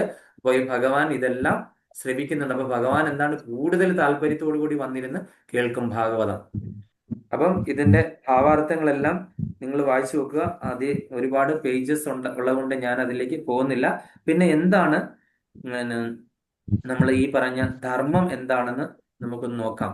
അപ്പൊ നമ്മളിവിടെ പറഞ്ഞിട്ടുണ്ട് ഈ കൈതവ ധർമ്മം എന്ന് പറഞ്ഞ ധർമ്മം വന്നിട്ടുണ്ട്. അപ്പൊ ധർമ്മത്തെ പറ്റി നമുക്കൊന്ന് ചെറുതായിട്ട് നോക്കാം. എന്താണ് ധർമ്മം എന്നുള്ളത്? അപ്പൊ നമ്മൾ ഒരുപാട് തരത്തിൽ ധർമ്മത്തെ പറ്റി കേട്ടിട്ടുണ്ട് അല്ലെ? ധർമ്മോ രക്ഷതി രക്ഷിത എന്ന് കേട്ടിട്ടുണ്ട്. പിന്നെന്താണ്? വേറൊരു ധർമ്മം പഠിച്ചിട്ടുണ്ടല്ലോ, സർവധർമാൻ പരിത്യജ്യ മാമേകം ശരണം വ്രജ അഹം ത്വം സർവഭാവേഭ്യ മോക്ഷയിഷ്യാമി മാ ശുച എന്ന് പറഞ്ഞ് ഭഗവത്ഗീതയിൽ 18-ാമത്തെ അധ്യായത്തിൽ 66-ാമത്തെ ശ്ലോകം പറയുന്നുണ്ട്. പിന്നെ നമ്മൾ ഭാഗവതത്തിൽ കേട്ടിരുന്ന ധർമ്മോ രക്ഷതി രക്ഷിത എന്നൊക്കെ പറഞ്ഞ ധർമ്മം എന്താണ് അതിന്റെ ആപ്ലിക്കേഷൻ, എങ്ങനെ നമ്മൾ ഈ ധർമ്മം നമുക്ക് പരിപാലിക്കാനായിട്ട് സാധിക്കും എന്നൊക്കെ പറ്റി ഞാനൊരു ചെറിയ ഒരു കാര്യം പറയാം. ധർമ്മം സ്മൃതി വചനമാണ്. ശരിക്കും ധർമ്മത്തെ പറ്റി സ്മൃതിയിൽ പറഞ്ഞിട്ടുണ്ട്. അപ്പം ധൃതി ക്ഷമ ദമോ സ്ഥേയം ശൗചമിന്ദ്രിയ നിഗ്രഹ ധീരവിദ്യ സത്യമക്രോധോ ദശകം ധർമ്മലക്ഷണം. അങ്ങനെ ഈ ധർമ്മത്തിന് 10 ലക്ഷണങ്ങളാണ് പറഞ്ഞിരിക്കുന്നത്. ഒന്നുകൂടെ വായിക്കാം. ധൃതി ക്ഷമ ദമോ സ്ഥേയം ശൗചമിന്ദ്രിയ നിഗ്രഹ ധീരവിദ്യ സത്യമക്രോധോ ദശകം ധർമ്മലക്ഷണം. അപ്പൊ അങ്ങനെ 10 വിധത്തിലുള്ള ലക്ഷണങ്ങളാണ് ധർമ്മത്തിന്റെ പറയുന്നുണ്ട്. അപ്പൊ ധൃതി എന്ന് പറഞ്ഞാൽ സന്തോഷം. എല്ലാവരും എഴുതി വെച്ചോ വേണമെങ്കിൽ. ഇത് ഞാൻ ഷെയർ ചെയ്തിട്ടുണ്ടായിരുന്നു ഗ്രൂപ്പില്. അത് നിങ്ങൾ വായിക്കുന്നവർക്കൊക്കെ ഗ്രൂപ്പിൽ ഞാൻ അയക്കുന്ന മെസ്സേജ് ഇടുമ്പോൾ അത് വായിക്കുന്നവർക്കും നോട്ട് എഴുതി വെക്കുന്നവർക്കും മനസ്സിലാകും. അത് തന്നെ ഞാൻ ഒന്നുകൂടെ റിപ്പീറ്റ് ചെയ്യുന്നതേ ഉള്ളൂ. ഞാൻ അയച്ച അതേ സംഭവം തന്നെയാണ് പറയുന്നത്. ആരെങ്കിലും ഇത് കണ്ടിരുന്നോ? കണ്ടു, എഴുതിയില്ല, എഴുതണം. കണ്ടു അല്ലേ? ഓക്കെ. അപ്പം ധൃതി എന്ന് പറഞ്ഞാൽ സന്തോഷം, ക്ഷമ എന്ന് പറഞ്ഞു കഴിഞ്ഞാൽ അപ്പം എന്താണ് നമുക്കറിയാം, പറയേണ്ട ആവശ്യമില്ല. ദമം, അപ്പൊ ഈ കാരണം ഉണ്ടായാലും മനസ്സിന്റെ നിർവികാരത. നമ്മളൊരു പ്രത്യേകിച്ച് ഒരു റീസൺ ഉണ്ടായി, പക്ഷെ മനസ്സ് നിർവികാരമായിട്ടിരിക്കുന്നു. അതിനെ ആ ഒരു വികാരത്തെയാണ് ദമ എന്ന് പറയുന്നത്. പിന്നെ അസ്തേ എന്ന് പറഞ്ഞു കഴിഞ്ഞാൽ പരധനാദികൾ അന്യായമായി ഗ്രഹിക്കാതിരിക്കൽ. നമ്മൾ മറ്റുള്ളവരുടെ കാര്യങ്ങള്, മറ്റുള്ളവരുടെ സമ്പത്തിനെ ആഗ്രഹിക്കാതെയോ അതിനെ പറ്റി കൂടുതൽ വിചാരിക്കാതെയോ ഒന്നും ഇരിക്കാം. മോഹിച്ച് മറ്റുള്ളവരുടെ കയ്യിൽ ഇരിക്കുന്ന കണ്ടുകൊണ്ട് നമ്മള് ഒരു വേറൊന്നും പോപ്പ് കൂട്ടേണ്ട ആവശ്യമില്ല. അതാണ് എന്താണ് ആസ്തേ എന്ന് പറഞ്ഞ പരധനത്തെ ആഗ്രഹിക്കാതിരിക്കുക. ശൗചം എന്ന് പറഞ്ഞാൽ ശുദ്ധി, അതറിയാവുന്നതാണ്. പിന്നെ ഇന്ദ്രിയ നിഗ്രഹങ്ങൾ, നമ്മൾ വിഷയങ്ങളിൽ നിന്നും ഇന്ദ്രിയങ്ങളെ പിൻവലിക്കൽ. അത് നമ്മള് കഴിഞ്ഞ പ്രാവശ്യം ഭഗവത്ഗീതയില് രോഹിണി മാതാജി എടുത്ത ക്ലാസ്സിൽ നിങ്ങളെല്ലാം കേട്ട് കാണുമല്ലേ? രാമ തന്റെ ഇന്ദ്രിയങ്ങളെ എങ്ങനെ ആമ തന്റെ അവയവങ്ങളെ എങ്ങനെ ഉൾവലിക്കുന്നു എന്ന് പറഞ്ഞ പോലെ നമ്മൾ ഇന്ദ്രിയങ്ങളെ വിഷയങ്ങളിൽ നിന്ന് പിൻവലിപ്പിക്കണം വിഷയങ്ങളിൽ നിന്ന്. പിന്നെ ധീർ എന്ന് പറഞ്ഞു കഴിഞ്ഞാൽ തത്വജ്ഞാനം. പിന്നെ വിദ്യ എന്ന് പറഞ്ഞു കഴിഞ്ഞാൽ അതിന് ആത്മവിദ്യയാണ് ഇവിടെ ഉദ്ദേശിച്ചിരിക്കുന്നത്. പിന്നെ സത്യം എന്ന് പറഞ്ഞാൽ നമുക്കറിയാം സത്യം. പിന്നെ അക്രോധം എന്ന് പറഞ്ഞാൽ എന്താണ്? കോപമില്ലാത്ത അവസ്ഥ അല്ലെങ്കിൽ ക്രോധമില്ലാത്ത അവസ്ഥ. ഈ 10 ലക്ഷണങ്ങളാണ് ധർമ്മത്തിന്റെ. ഒന്നുകൂടി പറഞ്ഞേക്കാം: ധൃതി, ക്ഷമ, ദമം, ആസ്തേയം, ശൗചം, ഇന്ദ്രിയ നിഗ്രഹം, ധീർ, വിദ്യ, സത്യം, അക്രോധം.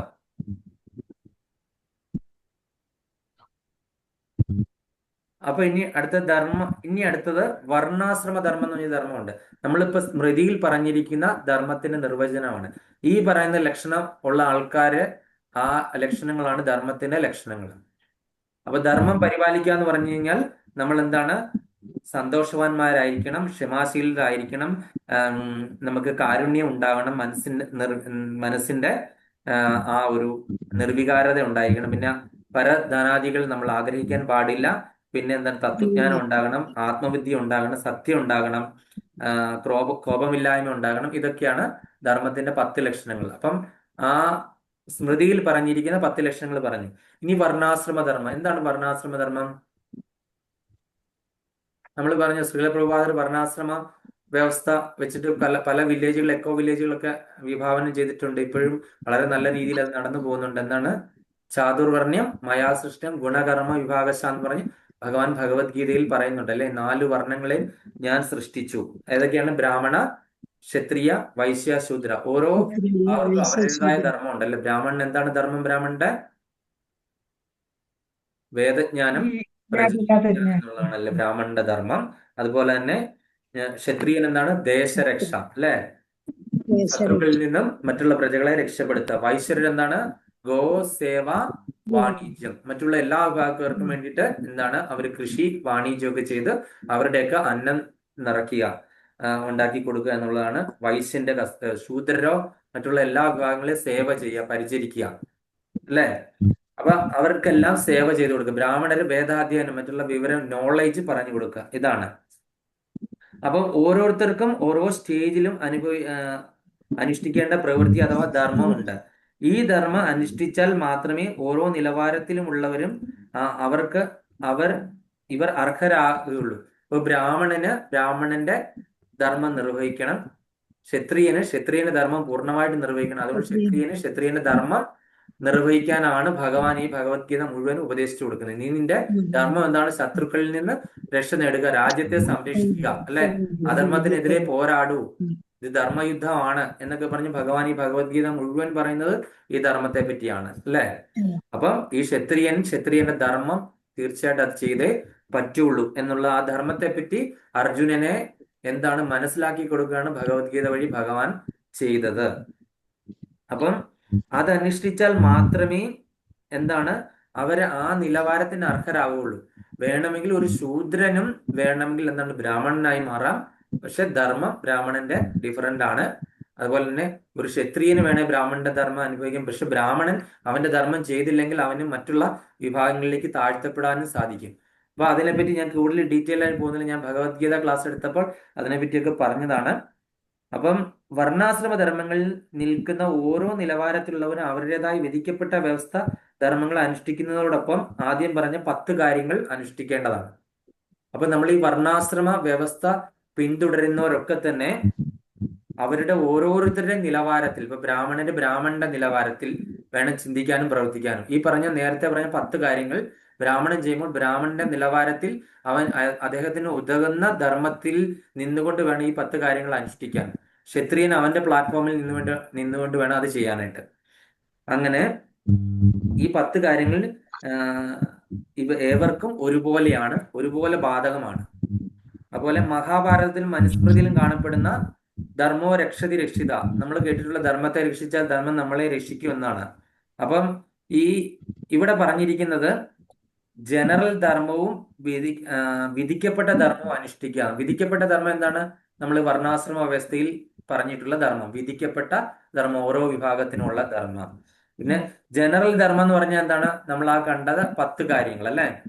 അപ്പം ഇത് രണ്ടും അനുഷ്ഠിക്കുന്ന വ്യക്തിക്ക് പാപസ്പർശമില്ലാതെ ജീവിത സന്ധാരണത്തിനൊപ്പം പുണ്യവും ലഭിക്കുന്നു. അതുകൊണ്ടാണ് ധർമ്മോ രക്ഷതി രക്ഷിത എന്ന് പറഞ്ഞിരിക്കുന്നത്. അപ്പൊ ഈ രണ്ട് കാര്യങ്ങൾ, ആ 10 കാര്യങ്ങൾ നമ്മൾ പറഞ്ഞതും അതുപോലെ തന്നെ ഈ പറയുന്ന വർണ്ണാശ്രമ വ്യവസ്ഥയിൽ പറഞ്ഞിരിക്കുന്ന ഓരോ വിഭാഗത്തിനും അവനവൻ വിധിക്കപ്പെട്ട ധർമ്മവും അനുഷ്ഠിക്കുന്നവരെന്താണ് പാപസ്പർശം ഏൽക്കാതെ ജീവിത സന്ധാരണത്തിനൊപ്പം പുണ്യവും ലഭിക്കുന്നു. അപ്പൊ അങ്ങനെയുള്ള ആൾക്കാർക്ക് പുണ്യം ലഭിക്കുന്നു. അപ്പോൾ ധർമ്മോ രക്ഷതി രക്ഷിത എന്ന ശ്ലോകത്തിനർത്ഥം പുണ്യം ത്യജിക്കുന്നവർ സ്വയം നശിക്കപ്പെടുന്നു. അപ്പൊ നമ്മൾ ഈ പുണ്യം ത്യജിക്കുന്നു, ഈ ധർമ്മം വേണ്ട രീതിയിൽ അനുഷ്ഠിക്കാത്തവർക്ക് എന്താണ് സംഭവിക്കുന്നത്? അവര് സ്വയം നശിക്കുന്നു. അപ്പൊ നമ്മള് ഈ പറഞ്ഞ രീതിയിൽ അല്ല നമ്മൾ ചെയ്യുന്നതെങ്കിൽ അവരുടെ പുണ്യെല്ലാം നശിക്കുന്നു, അവര് സ്വയം നശിക്കപ്പെടുന്നു എന്നാണ് ഇതിന്റെ അർത്ഥം. ഇതിനെ സംരക്ഷിക്കുന്നവൻ സ്വയം സംരക്ഷിക്കപ്പെടുന്നു. ഈ ധർമ്മത്തെ സംരക്ഷിക്കുന്നവൻ എന്താണ്? സ്വയം സംരക്ഷിക്കപ്പെടുന്നു. അതാണ് ധർമ്മോ രക്ഷതി രക്ഷിത. ധർമ്മത്തെ രക്ഷിക്കുന്നവൻ സ്വയം സംരക്ഷിക്കപ്പെടുന്നു. അതുപോലെ മേൽ പറഞ്ഞ എല്ലാ ധർമ്മപ്രവൃത്തികളിലും ഒന്നിച്ചു പറയുന്ന പേരാണ് അപരധർമ്മം.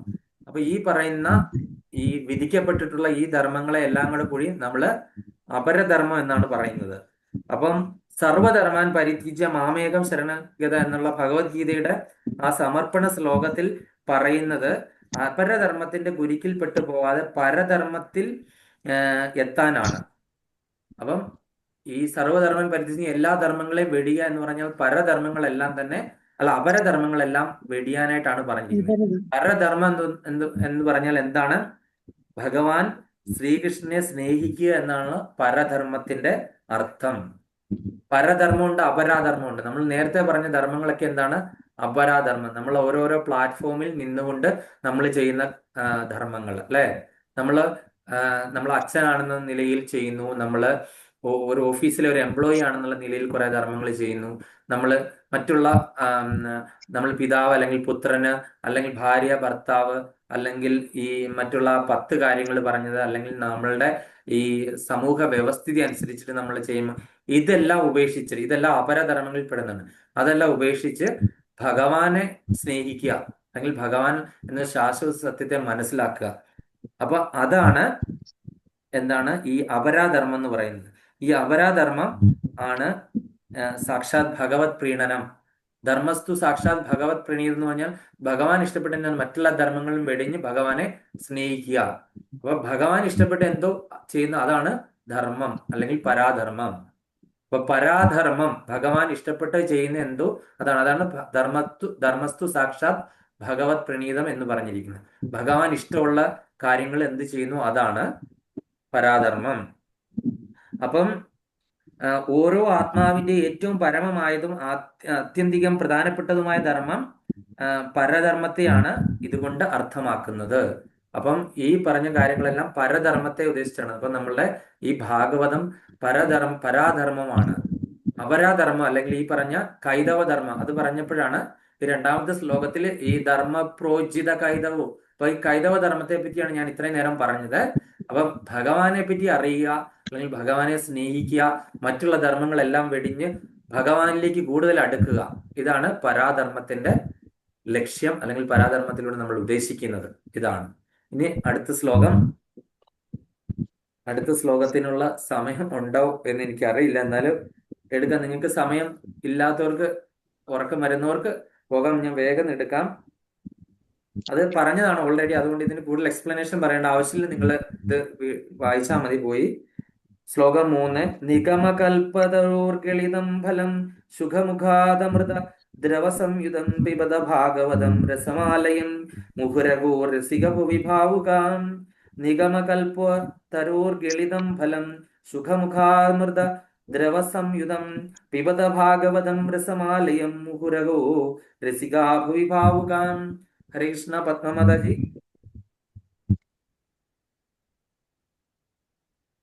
ഹരേ കൃഷ്ണ. നിഗമകൽപതരോർഗളിതം ഫലം സുഖമുഖാദമൃതദ്രവസംയുതം പിബത ഭാഗവതം രസമാലയം മുഹുരഹോ രസികാ വിഭാവുകാ. ഹരേ കൃഷ്ണ. ഹരേ കൃഷ്ണ. രാധാ മാതാജി. ഹരേ കൃഷ്ണ. നിഗമകൽപതരോർഗളിതം ഫലം സുഖമുഖാദമൃതദ്രവസംയുതം പിബത ഭാഗവതം രസമാലയം മുഹുരഹോ രസികാ ഭുവി ഭാവുകാഃ. ഹരേ ഹരേ കൃഷ്ണ. കൃഷ്ണ. രതിദേവി മാതാജി ഉറങ്ങിയില്ലെന്ന് വിചാരിക്കുന്നു. മാതാജി എന്റെ പദാനുപത തർജ്ജമ. ഞാൻ ഉറങ്ങിയില്ലേ, ഞാൻ ഇവിടെ ഇരിപ്പുണ്ട് പ്രഭുജി. എന്റെ കയ്യിൽ ഈ കീർത്തനത്തിന്റെ പുസ്തകം ഇപ്പൊ ഇല്ല. ഞാൻ ഗ്രൂപ്പിൽ ഷെയർ ചെയ്തായിരുന്നു. ഭഗവദ്ഗീതത്തിന്റെ ഹരേ കൃഷ്ണ. ഞാൻ വായിക്കട്ടെ ആ, പ്രഭു. വായിച്ചോ മാതാജി, വായിച്ചോ. ആര്? ശാന്തമത. വായിച്ചോളൂ മാതാജി, ശാന്തകുമാരി മാതാജി. നിഗമകൽപതരോർഗളിതം ഫലം സുഖമുഖമൃതദ്രവ സംയുതം വിപദ ഭാഗവതം രസമാലയം മുകുരഗോ രസികാ ഭുവി ഭാവുകാ. ഹരേ കൃഷ്ണ. ശ്രീലപ്രഭാതന്റെ പദാനുപത തർജ്ജമ. നിഗമ വേദ സാഹിത്യങ്ങൾ, കൽപ്പതരു കൽപ്പവൃക്ഷം, ലളിതം പൂർണ്ണ പക്വമായ ഫലം അല്ലെങ്കിൽ പഴം, ശുക ശ്രീല സുഖദേവ ഗോസ്വാമി ശ്രീമദ് ഭാഗവത്തിന്റെ യഥാർത്ഥ പ്രഭാഷകൻ, മുഖാത് ആദരങ്ങളിൽ നിന്ന് അമൃത അമൃത് ദ്രവ മൃദുവായ ദ്രവരൂപത്തിലുള്ളതാകിയാൽ അനാസേന പാനം ചെയ്യാൻ സാധ്യമായത്, സംയുതം സർവപ്രകാരത്തിലും പരിപൂർണമായ, പിബത അത് ആസ്വദിക്കൂ, ഭാഗവതം ഭഗവാനുമായുള്ള ശാശ്വത ബന്ധം പ്രതിപാദിക്കുന്ന ഗ്രന്ഥം, രസം ആസ്വാദികരമായത്, ആലയം മുക്തി പ്രാപ്തമാക്കുന്നത് വരെ, മുഹു സദാ, അഹോ ഓ രസിക സുഖവാഹകമായ ജ്ഞാനപൂർണരായവർ, ഭുവി ഭുവനത്തിൽ ഭാവുക വിദഗ്ധരും ചിന്താശീലരുമായവർ. ശ്രീലപ്രഭാതന്റെ വിവർത്തനം. ജയ് ശ്രീലപ്രഭാത്. അല്ലയോ വിദഗ്ധരും ചിന്താശീലരുമായ ജനങ്ങളെ, വേദസാഹിത്യങ്ങളിലെ മണിവൃക്ഷത്തിന്റെ പരിപക്വമായ ഫലമായ ശ്രീമദ് ഭാഗവതം ആസ്വദിക്കൂ. ശ്രീല സുഖദേവ ഗോസ്വാമിയുടെ അധരങ്ങളിൽ നിന്നാണ് അവ ഉത്ഭവിച്ചത്. ആകയാൽ മുക്താത്മാക്കൾ ഉൾപ്പെടെ ഏവരും അതിയായി ഇഷ്ടപ്പെടുന്ന ഈ അമൃതരസം കൂടുതൽ ആസ്വാദമായി തീർന്നിരിക്കുന്നു. അപ്പൊ ഇതെന്താണ്? ഈ ഭാഗവത ആരുടെ വായിൽ നിന്നാണ് വന്നിരിക്കുന്നത്? വ്യാസദേവൻ ആരെ കൊണ്ടാണ് ഇത് പറയിപ്പിച്ചത്? ശുഗബ്രഹ്മർഷി. ശുഗബ്രഹ്മർഷി ആരാണ്? ശുഗ എന്ന് പറഞ്ഞ തത്ത. അപ്പൊ തത്ത, നമ്മൾ ഭൗതികമായിട്ട് പറഞ്ഞിരിക്കുന്ന തത്ത ഒരു മരത്തിൽ ചെന്ന് മാമ്പഴം കൊത്തുവാണെന്നുണ്ടെങ്കിൽ ഏറ്റവും നല്ല മധുരവും പഴുത്തവുമായിട്ടുള്ള പഴമായിരിക്കും കൊത്തുന്നത്. തത്ത കൊത്തിയ പഴം എന്ന് പറഞ്ഞാൽ നമുക്ക് ആധികാരികമായിട്ട് കഴിക്കാനായിട്ട് സാധിക്കും. അതിനകത്ത് പുഴുക്കളോ കേടോ അങ്ങനെയൊന്നും ഉണ്ടായിരിക്കില്ല. അപ്പൊ അത് കഴിച്ചു കഴിഞ്ഞാൽ നല്ല മധുരമായിരിക്കും, അല്ലെ? ഏറ്റവും നല്ല പഴമായിരിക്കും. അപ്പം ഇത് തത്തയാകുന്ന സുഖദേവ ഗോസ്വാമിയുടെ മുഖത്തിൽ നിന്ന് ദ്രവം എന്ന് പറഞ്ഞാൽ എന്താണ്? വളരെ മയപ്പെടുത്തി മനസ്സിലാകുന്ന രീതിയിലാണ് ഇത് പറഞ്ഞിരിക്കുന്നത്, അല്ലെ? അപ്പൊ അങ്ങനെ വന്നിരിക്കുന്ന ആ ഒരു ഭാഗവതം അത്ര രസമാണ്, ഇത്ര മധുരമാണെന്നാണ് ഇവിടെ പറഞ്ഞിരിക്കുന്നത്, അല്ലെ? ആകൽ മുക്താത്മാക്കൾ ഉൾപ്പെടെ ഏവരും അതിയായി ഇഷ്ടപ്പെടുന്ന ഈ അമൃതരസം കൂടുതൽ ആസ്വാദമായി തീർന്നിരിക്കുന്നു. അപ്പം ഈ ഒരു അമൃതരസം, അതായത് ഇങ്ങനെയുള്ള പരമഭക്തന്മാരുടെ വായിൽ, അതിൽ നിന്ന് അത് കേട്ടിട്ട് വേറെ ആരാണ്? സൂത ഗോസ്വാമി ശൗനകാദി ഋഷികളോട് വീണ്ടും പറഞ്ഞു. അപ്പോൾ എന്താണ്? ഈ അമൃതം അമൃതതമമായി മാറി, അല്ലെ? ഇങ്ങനെ കൈമാറി ഭക്തർ തമ്മിൽ ചർച്ച ചെയ്ത് അത് കഴിഞ്ഞിട്ട് നമുക്ക് ആരുടെ കയ്യിൽ നിന്നാണ് വീണ്ടും കിട്ടിയിരിക്കുന്നത്? ഒരു പരമഭക്തനായ ശ്രീലപ്രഭാതരുടെ അടുക്കൽ നിന്നാണ് വീണ്ടും ഈ ഭാഗവതം കിട്ടിയിരിക്കുന്നത്. അപ്പോൾ എന്താണ്? അത് ഒന്നുകൂടെ കൂടി ഡബിൾ സ്ട്രോങ് ആയി, അല്ലെങ്കിൽ ട്രിപ്പിൾ സ്ട്രോങ് ആയി മാറിയിരിക്കുകയാണ്. അപ്പൊ ആ ഒരു പിബത ഭാഗവതരസം കുടിക്കുക എന്നാണ് പറയുന്നത്. ഭാഗവതരസം നമ്മള് വെറുതെ ഇങ്ങനെ എന്താണ് ചവച്ചിറക്കി അല്ല, നമ്മളത് കുടിച്ചിറക്കുവാണ് ചെയ്യുന്നത്, അല്ലെ? അത്രയ്ക്ക് രസമാണ്. ഇപ്പൊ നിങ്ങൾക്ക് ആർക്കൊക്കെ രസം കിട്ടുന്നുണ്ട് എന്നെനിക്ക് അറിയില്ല. പക്ഷെ ഭാഗവതത്തോട് അടുത്ത് കഴിഞ്ഞു കഴിഞ്ഞാൽ ഭഗവാൻ നമ്മളുടെ ഉള്ളിൽ അറിയാതെ തന്നെ വന്നിരിക്കുമെന്ന് കഴിഞ്ഞ ശ്ലോകത്തിൽ പറഞ്ഞല്ലേ? നമ്മൾ അറിയാതെ തന്നെ ഭഗവാൻ വന്ന് കുടിയിരിക്കുമെന്ന്. ഭഗവാൻ വന്ന് കുടിയിരിക്കുമ്പോൾ പിന്നെ എന്താണ്? നമ്മൾ മറ്റുള്ള എല്ലാ കാര്യങ്ങളും, കൈതവ ധർമ്മങ്ങളെല്ലാം വെടിഞ്ഞിട്ട് ആ ഭഗവാനുമായിട്ടുള്ള എന്താണ് ആ ലീലകളില്, ആ ഭഗവാന്റെ ലീലകളിൽ നമ്മളങ്ങ് ആണ്ട് കഴിഞ്ഞ് മറ്റുള്ള ഒരു ദുഃഖങ്ങളും നമുക്ക് ഇതുവഴി വന്നു പോവുകയും വരികയൊക്കെ ചെയ്യും. പക്ഷെ അതിലൊന്നും നമ്മൾ കൂടുതൽ ഇൻട്രസ്റ്റ് കൊടുക്കത്തില്ല. കാര്യം എന്താണ്? ആ ഒരു രസം നമ്മള് ഇങ്ങനെ കിട്ടിക്കൊണ്ടിരിക്കുമ്പോൾ എന്താണ്, അത് കിട്ടാതെ നമ്മൾക്ക് ഉറങ്ങാൻ പറ്റില്ല. അപ്പൊ അതാണ് ഭാഗവതത്തിന്റെ മാധുര്യം. ഭാഗവതം എന്താണ്? നമ്മള് ഇതേപോലെയുള്ള ആചാര്യന്മാരുടെ വായിൽ നിന്ന് നമ്മളത് കേട്ട് ശ്രവിച്ച് അത് മനനം ചെയ്ത് അത് ഉള്ളിൽ കൊണ്ടു നടക്കണം. ഭാഗവതം ശ്രീകൃഷ്ണ ലീലകൾ. അതുകൊണ്ട് നമുക്ക് ശ്രീകൃഷ്ണനെ പറ്റി പറയുന്ന 10ാമത്തെ സ്കന്ധത്തിലാണ് കൂടുതലും. അതിലേക്ക് ഡയറക്റ്റ്ലി ചാടി കയറാണ്ട് നമ്മള് ആചാര്യന്മാരെ നിഷ്കർഷിക്കുന്നില്ല. കാര്യം അവിടെ ചെന്ന് കഴിഞ്ഞാൽ ആൾക്കാര് പമ്പ കിടക്കും, അല്ലെ? കാര്യം അദ്ദേഹത്തെ പറ്റിയുള്ള മൊത്തം കാര്യങ്ങളും ലീലകളും ഭക്തന്മാർ പറഞ്ഞിരിക്കുന്ന കാര്യങ്ങളും എല്ലാം കേട്ടിട്ട് അവിടം വരെ എത്തിക്കഴിഞ്ഞിട്ട് വേണം ഭഗവാൻ ചെയ്ത കാര്യങ്ങളെ പറ്റി നമുക്ക് മനസ്സിലാകാൻ. അദ്ദേഹത്തിന്റെ ജീവിതവും അദ്ദേഹത്തിന്റെ ബാക്കിയുള്ള ചരിത്രങ്ങളെ ലീലകളെ പറ്റി അറിയാൻ. അല്ലെ ആദ്യമായിട്ട് ഞാൻ അദ്ദേഹത്തെ പറ്റി മാത്രം 10-ാം സ്കന്ധം വായിച്ച് ലീലകളും ഇതെല്ലാം മനസ്സിലാക്കി രുക്മിണി സ്വയംവരം അങ്ങനെയുള്ള കുറെ കാര്യങ്ങളെല്ലാം കണ്ടിട്ട് ഞാൻ ഭാഗവത പാരായണം നിർത്തുക എന്ന് പറഞ്ഞു കഴിഞ്ഞാൽ അത് ഭാഗവതത്തിൽ നിന്ന് ഒളിച്ചോടലായി. അപ്പൊ അതുകൊണ്ട് അത് ആധികാരികമായിട്ട് 1-ാം അധ്യായം തൊട്ട് പഠിച്ച് നമ്മൾ 10-ലെത്തുക, 11-ലെത്തുക, 12-ലെത്തുക. 12-ലെത്തുമ്പോഴത്തേനും പിന്നെ അതെന്താണ് ഒരു വൈരാഗ്യത്തിന്റെ ഒരു സ്റ്റേജിലേക്ക് എത്തിച്ചേരുകയാണ് അല്ലെ. അപ്പൊ അങ്ങനെ നമ്മൾ ഓതറൈസ്ഡ് ആയിട്ട് ഇത് പഠിച്ചു പോകണം. അപ്പൊ ഇതിന്റെ ഏതൊക്കെ രസമാണെന്ന് ഇവിടെ പറഞ്ഞിട്ടുണ്ട്. 12 രസങ്ങൾ: രൗദ്രം, അദ്ഭുതം, ശൃംഗാര, ഹാസ്യം, വീരം, ദയ, ദാസ്യം, സാഖ്യം, ഭയാനകം, ബീഭത്സം, ശാന്തം, വാത്സല്യം എന്നൊക്കെ പറഞ്ഞതിന്റെ ഭാവാർത്ഥത്തിൽ പറഞ്ഞിട്ടുണ്ട്. ഞാൻ അതിലേക്ക് കൂടുതൽ എടുക്കുന്നില്ല. കാര്യം എന്താന്ന് വെച്ച് കഴിഞ്ഞാൽ അതൊക്കെ നമ്മൾ ഈ ഏതോ ഒരു സിനിമയില് ഉദയനാണ് താരത്തിന്റെ അകത്ത് നമ്മള് ജഗതി ശ്രീകുമാർ കാണിക്കുന്ന ഈ കുറെ നവരസങ്ങൾ കാണിക്കുന്നുണ്ട്. അതെല്ലാവർക്കും പരിചയമുള്ളതായിരിക്കുമല്ലോ അല്ലെ. നമ്മൾ അതാണ് കേട്ടിട്ടില്ല. അപ്പൊ ഇവിടെ 12 രസമാണ്. അദ്ദേഹം നവരസമാണ് പറഞ്ഞത്. അപ്പൊ അത് പറഞ്ഞ എല്ലാവർക്കും അറിയാം. പക്ഷെ ഈ രസങ്ങൾ 12 രസം ഇവിടെ പറഞ്ഞിട്ടുണ്ട്. ബീഭത്സം, ശാന്തം, വാത്സല്യം എന്നുള്ള 3 രസങ്ങളോട് കൂടി ഉണ്ട്. അപ്പം ഈ ഒരു പ്രത്യേക സുഖം എങ്ങനെയാണ് ആസ്വദിക്കുന്നത്? അത് ശരീരത്തിനെയും മനസ്സിനെയും ഒരുമിച്ച് നമ്മളെ എന്താണ് ഈ ഒരു ഇതിലേക്ക് നമ്മളെ കൊണ്ടെത്തിക്കും. അതുപോലെ തന്നെ പരമപുരുഷനുമായി സമ്പർക്കത്തിൽ ഏർപ്പെട്ട് തന്റെ വ്യവസ്ഥാപിത രസത്തെ ഭഗവാനുമായി വിനിമയം നടത്തുന്നു. അപ്പോൾ മാത്രമാണ് ജീവാത്മാവിന് യഥാർത്ഥ ആനന്ദം അനുഭവിക്കുന്നതെന്ന് ഇവിടെ പറയുന്നു. അപ്പം ഇത് ജന്മനാ തന്നെ ശുഗ ബ്രഹ്മർഷി എന്താണ് മുക്താത്മാവാണ് അല്ലെ. അദ്ദേഹം ഉണ്ടായപ്പോൾ തന്നെ എന്താണ് ബ്രഹ്മവാദിയായിട്ട് ഒന്നും വേണ്ട, അതായത് വസ്ത്രങ്ങൾ വേണ്ട, അതുപോലെ തന്നെ അച്ഛനെയും അമ്മയും ഒന്നും വേണ്ട, മായ വിടാതിരിക്കുന്ന അദ്ദേഹം ഒരൊറ്റ വിഴിയിൽ വിട്ട ആളാണ് അല്ലെ. അത് കഴിഞ്ഞിട്ട് ഈ ഭാഗവതത്തിന്റെ ആ ഒരു ശ്ലോകം കേട്ട് കഴിഞ്ഞപ്പോൾ അദ്ദേഹം എന്താണ് തിരിഞ്ഞു നിന്നു. അങ്ങനെ ഒരു വ്യക്തിയാണ് അല്ലെ. അതുകൊണ്ട് ഭഗവാൻ അദ്ദേഹത്തെ തന്നെ സൃഷ്ടിച്ചു ഈ ഭാഗവതം നമുക്ക് തരാൻ വേണ്ടിയിട്ട് അല്ലെ. വ്യാസമുനി എന്താണ് ഈ ഭാഗവതം അദ്ദേഹത്തിന്റെ വായിൽ കൂടിയാണ് നമ്മൾക്ക് പറയാം ആ ദ്രവം ഉൾക്കൊണ്ടല്ലേ.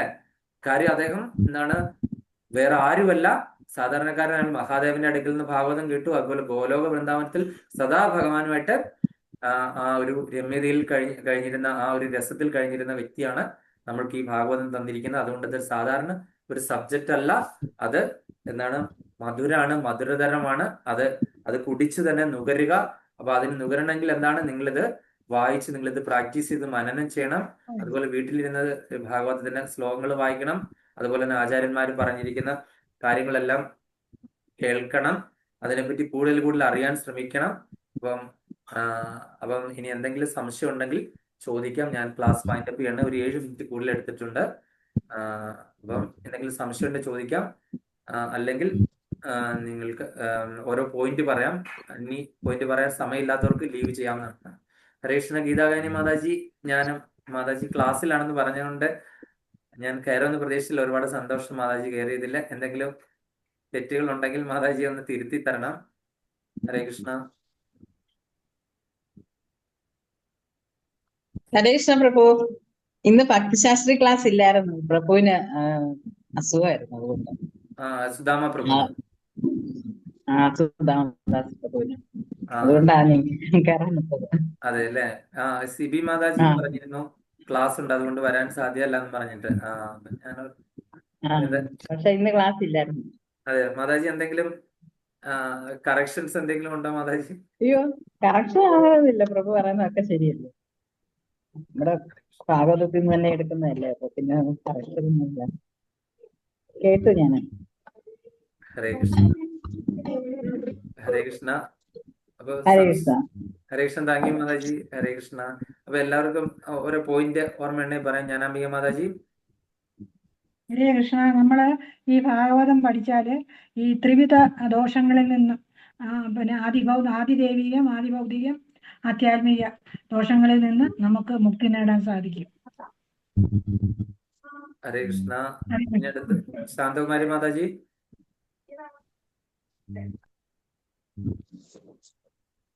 എനിക്ക് വലിയ വിവരമില്ല ഇല്ല പ്രഭു.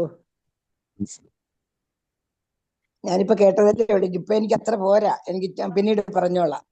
ഹരേ കൃഷ്ണ. ഭാരതി മാതാജി. ഹരേ കൃഷ്ണ.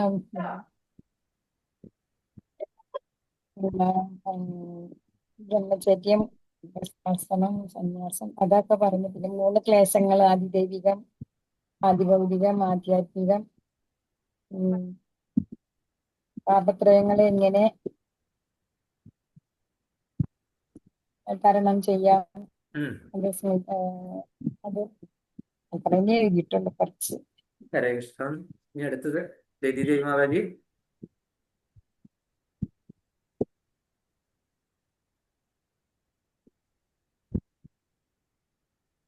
കണ്ടില്ല. കൃഷ്ണകുമാരി മാതാ. ഹരേ കൃഷ്ണ. ഹരേ കൃഷ്ണ. ഞാനെല്ലാം കേട്ടു. എനിക്ക് തിരിച്ചങ്ങോട്ട് പറയാനായിട്ട് അത്ര ഒരു ഇത് വന്നിട്ടില്ല. കുറെ കൂടെ ഒക്കെ കഴിഞ്ഞിട്ട് പറയുന്നതായിരിക്കും. ലീവ് ചെയ്തോട്ടെ പ്രഭു.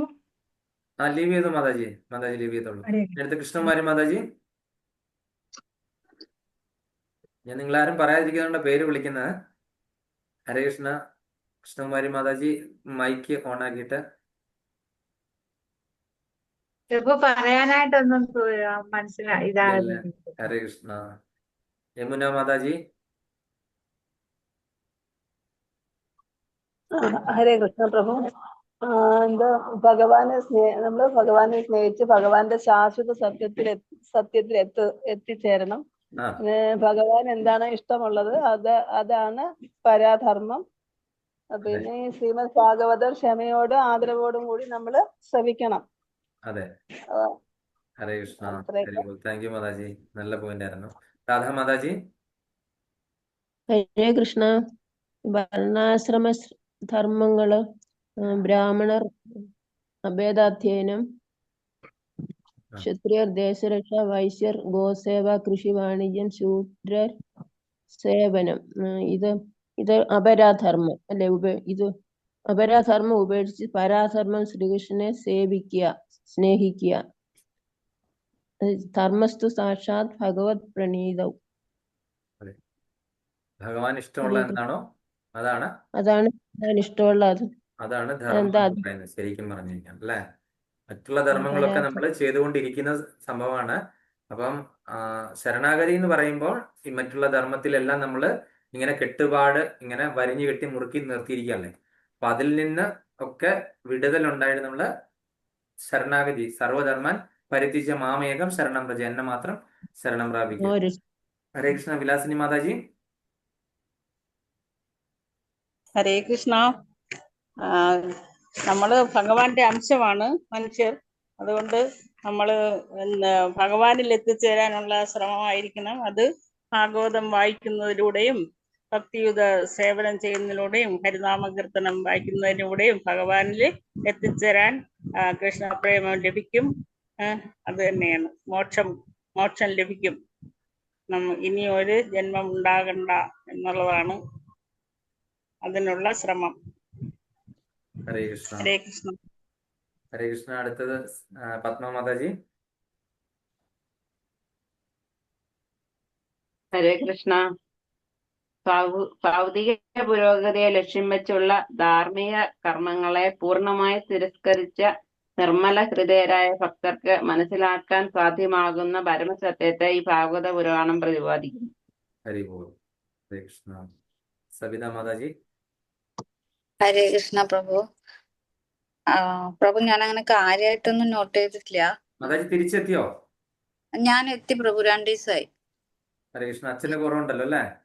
അച്ഛന് ഡിസ്ചാർജ് ആയി. പിന്നെ ഇനിയിപ്പൊ അങ്ങനെ ബുദ്ധിമുട്ടുകളൊക്കെ ഉണ്ടാവും എന്നാ പറയുന്നത്. അച്ഛന് ഓപ്പൺ സർജറി ചെയ്യാൻ പറ്റത്തില്ല, വയസ്സൊക്കെ ആയതുകൊണ്ട്. ഇപ്പൊ അങ്ങനെ പോവാന്ന് മാത്രമാ പറഞ്ഞു. ഭാഗവതം ശ്രവിക്കുന്ന ആളുടെ മനസ്സിൽ ഭഗവാൻ വന്നിരിക്കുന്നു. ഞാൻ ആ പോയിന്റ് മാത്രമേ നോട്ട് ചെയ്തു. ഹരേ കൃഷ്ണ. നല്ല പോയിന്റാണ് മാതാജി. അതിലെ കാതലായ ഒരു പോയിന്റാണ് മാതാജി പറഞ്ഞത്. ഹരേ കൃഷ്ണ. Thank you mataji. ഹരേ കൃഷ്ണ. സുജന മാതാജി.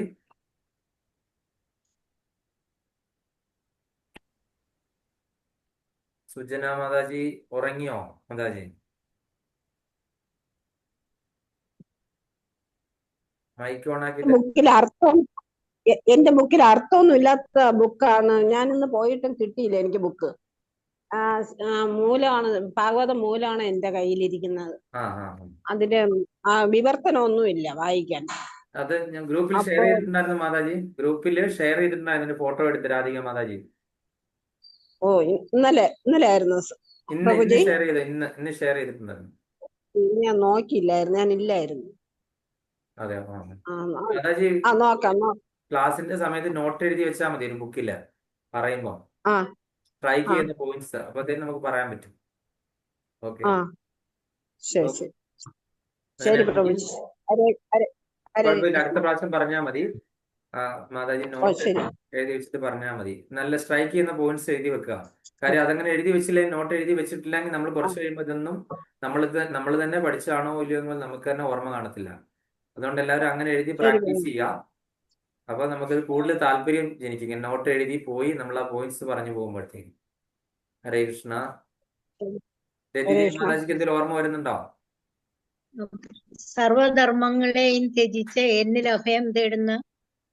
അഭയം തേടുന്നവരെ എല്ലാ സകല പാപകർമ്മങ്ങളിൽ നിന്നും മോചിപ്പിക്കുവാൻ എനിക്ക് കഴിയുമെന്നുള്ളതാണ് ഭഗവാനിൽ അടിയുറച്ച് വിശ്വസിക്കുന്ന ഒരാൾക്ക് നേടാൻ കഴിയുന്ന ഏറ്റവും വലിയ ഭഗവത് കൃപ എന്ന എനിക്ക് പ്രഭുജി പറഞ്ഞത് എന്നത്രയാണ് തോന്നിയത്. ഹരേ കൃഷ്ണ. മാതാജി കഴിഞ്ഞ ഭാഗവത ക്ലാസ്സിൽ ഇല്ലായിരുന്നല്ലേ? 2 ക്ലാസ്സിലും ഇല്ല, 2 ക്ലാസ്സിലും കയറിയില്ല. ഈ സമയത്ത് ഒരു സത്സംഗമുണ്ട് എല്ലാ ബുധനാഴ്ചയും 9:30 മുതൽ. അപ്പോ അവരുടെ സമയം അഡ്ജസ്റ്റ് ചെയ്ത് പോവാൻ എനിക്ക് ബുദ്ധിമുട്ട്. അതാണ് ആദ്യത്തെ 2 ആഴ്ച. അപ്പൊ അവരുമായിട്ട് ഇന്നിപ്പോ ഞാനിങ്ങനെ ഒന്ന് പറഞ്ഞു, അതിന്റെ കൂടെ കറണ്ടും അങ്ങ് പോയി. അതാണ് ഇത് ഉടനെ കറണ്ടും കൂടെ ഭയങ്കര മഴയാണ്. ഭയങ്കര മഴയാണ് ഇവിടെ. ഇന്ന് രാവിലെ തുടങ്ങിയ മഴയാണ്. അതുകൊണ്ടാണ് 2 ആഴ്ചയും കയറാൻ. ഇനിയിപ്പോ അടുത്ത ആഴ്ച മുതൽ അവരെ വ്യാഴാഴ്ചത്തേക്ക് മാറ്റിയെടുക്കാന്നുള്ള ഒരു തീരുമാനത്തിൽ മാറിയിട്ടുണ്ട്. കുട്ടികളുണ്ട് അതിനകത്ത്. അപ്പൊ അവരുടെ സൗകര്യം കൂടെ നമുക്ക് നോക്കണ്ടേ. അതുകൊണ്ടാണ് അവർക്ക് വ്യാഴാഴ്ച കൃഷ്ണനമ്പലത്തില് അവർക്ക് വ്യാഴാഴ്ച അവിടെ ക്ലാസ് ഉണ്ട്. എല്ലാം കൂടെ ആയി വരുമ്പോ അവരുടെ സമയം നോക്കാനൊക്കെ വയ്യാത്തോണ്ടാണ്. ഇപ്പൊ ഞാൻ ഇന്നവരെ ഇതൊന്നും ഒഴിവായിട്ട് ഞാൻ പറഞ്ഞു എനിക്കിങ്ങനെ ഒന്ന് കയറണം. അത് ഗീതാ ക്ലാസ് ആണ്. മാതാജി ഒരുപാട് ത്യാഗം ചെയ്യുന്നുണ്ടല്ലോ. അതെല്ലാം ഭഗവാൻ കാണട്ടെ. അതിനിടയ്ക്ക് ഞാൻ വേറൊരു ഗുരുവിന്റെ കീഴിൽ നാരായണീയം പഠിക്കുന്നുണ്ട്. ഇവിടെ രാധികാ മാതാജിയുടെ നാരായണീയം ക്ലാസ്സിലുണ്ട്. ഓക്കെ, എല്ലാം നന്നായിട്ട് നടക്കട്ടെ. അപ്പം നമുക്ക് ക്ലാസ് വൈൻഡപ്പ് ചെയ്യാം. വാഞ്ചാകൽപതരുപശ്ച കൃപാസിന്ധുഭ്യവച പതിനാം പാവനേഭ്യോ വൈഷ്ണവേഭ്യോ നമോ നമഃ. അനന്തകോടി വൈഷ്ണവന്തി കീ ജയ്, അനന്തകോടി ആചാര്യവന്തി കീ ജയ്. ഗൗരപ്രമാനന്ദേ ഹരി ഹരി ബോൾ. ഹരേ കൃഷ്ണ. അപ്പം എല്ലാവർക്കും ഭഗവാന്റെ കൃപാകടാക്ഷങ്ങൾ ഉണ്ടാകട്ടെ. ഭഗവാൻ എല്ലാവരുടെയും ഹൃദയത്തിൽ സദാ വസിക്കട്ടെ എന്ന് പ്രാർത്ഥിക്കുന്നു.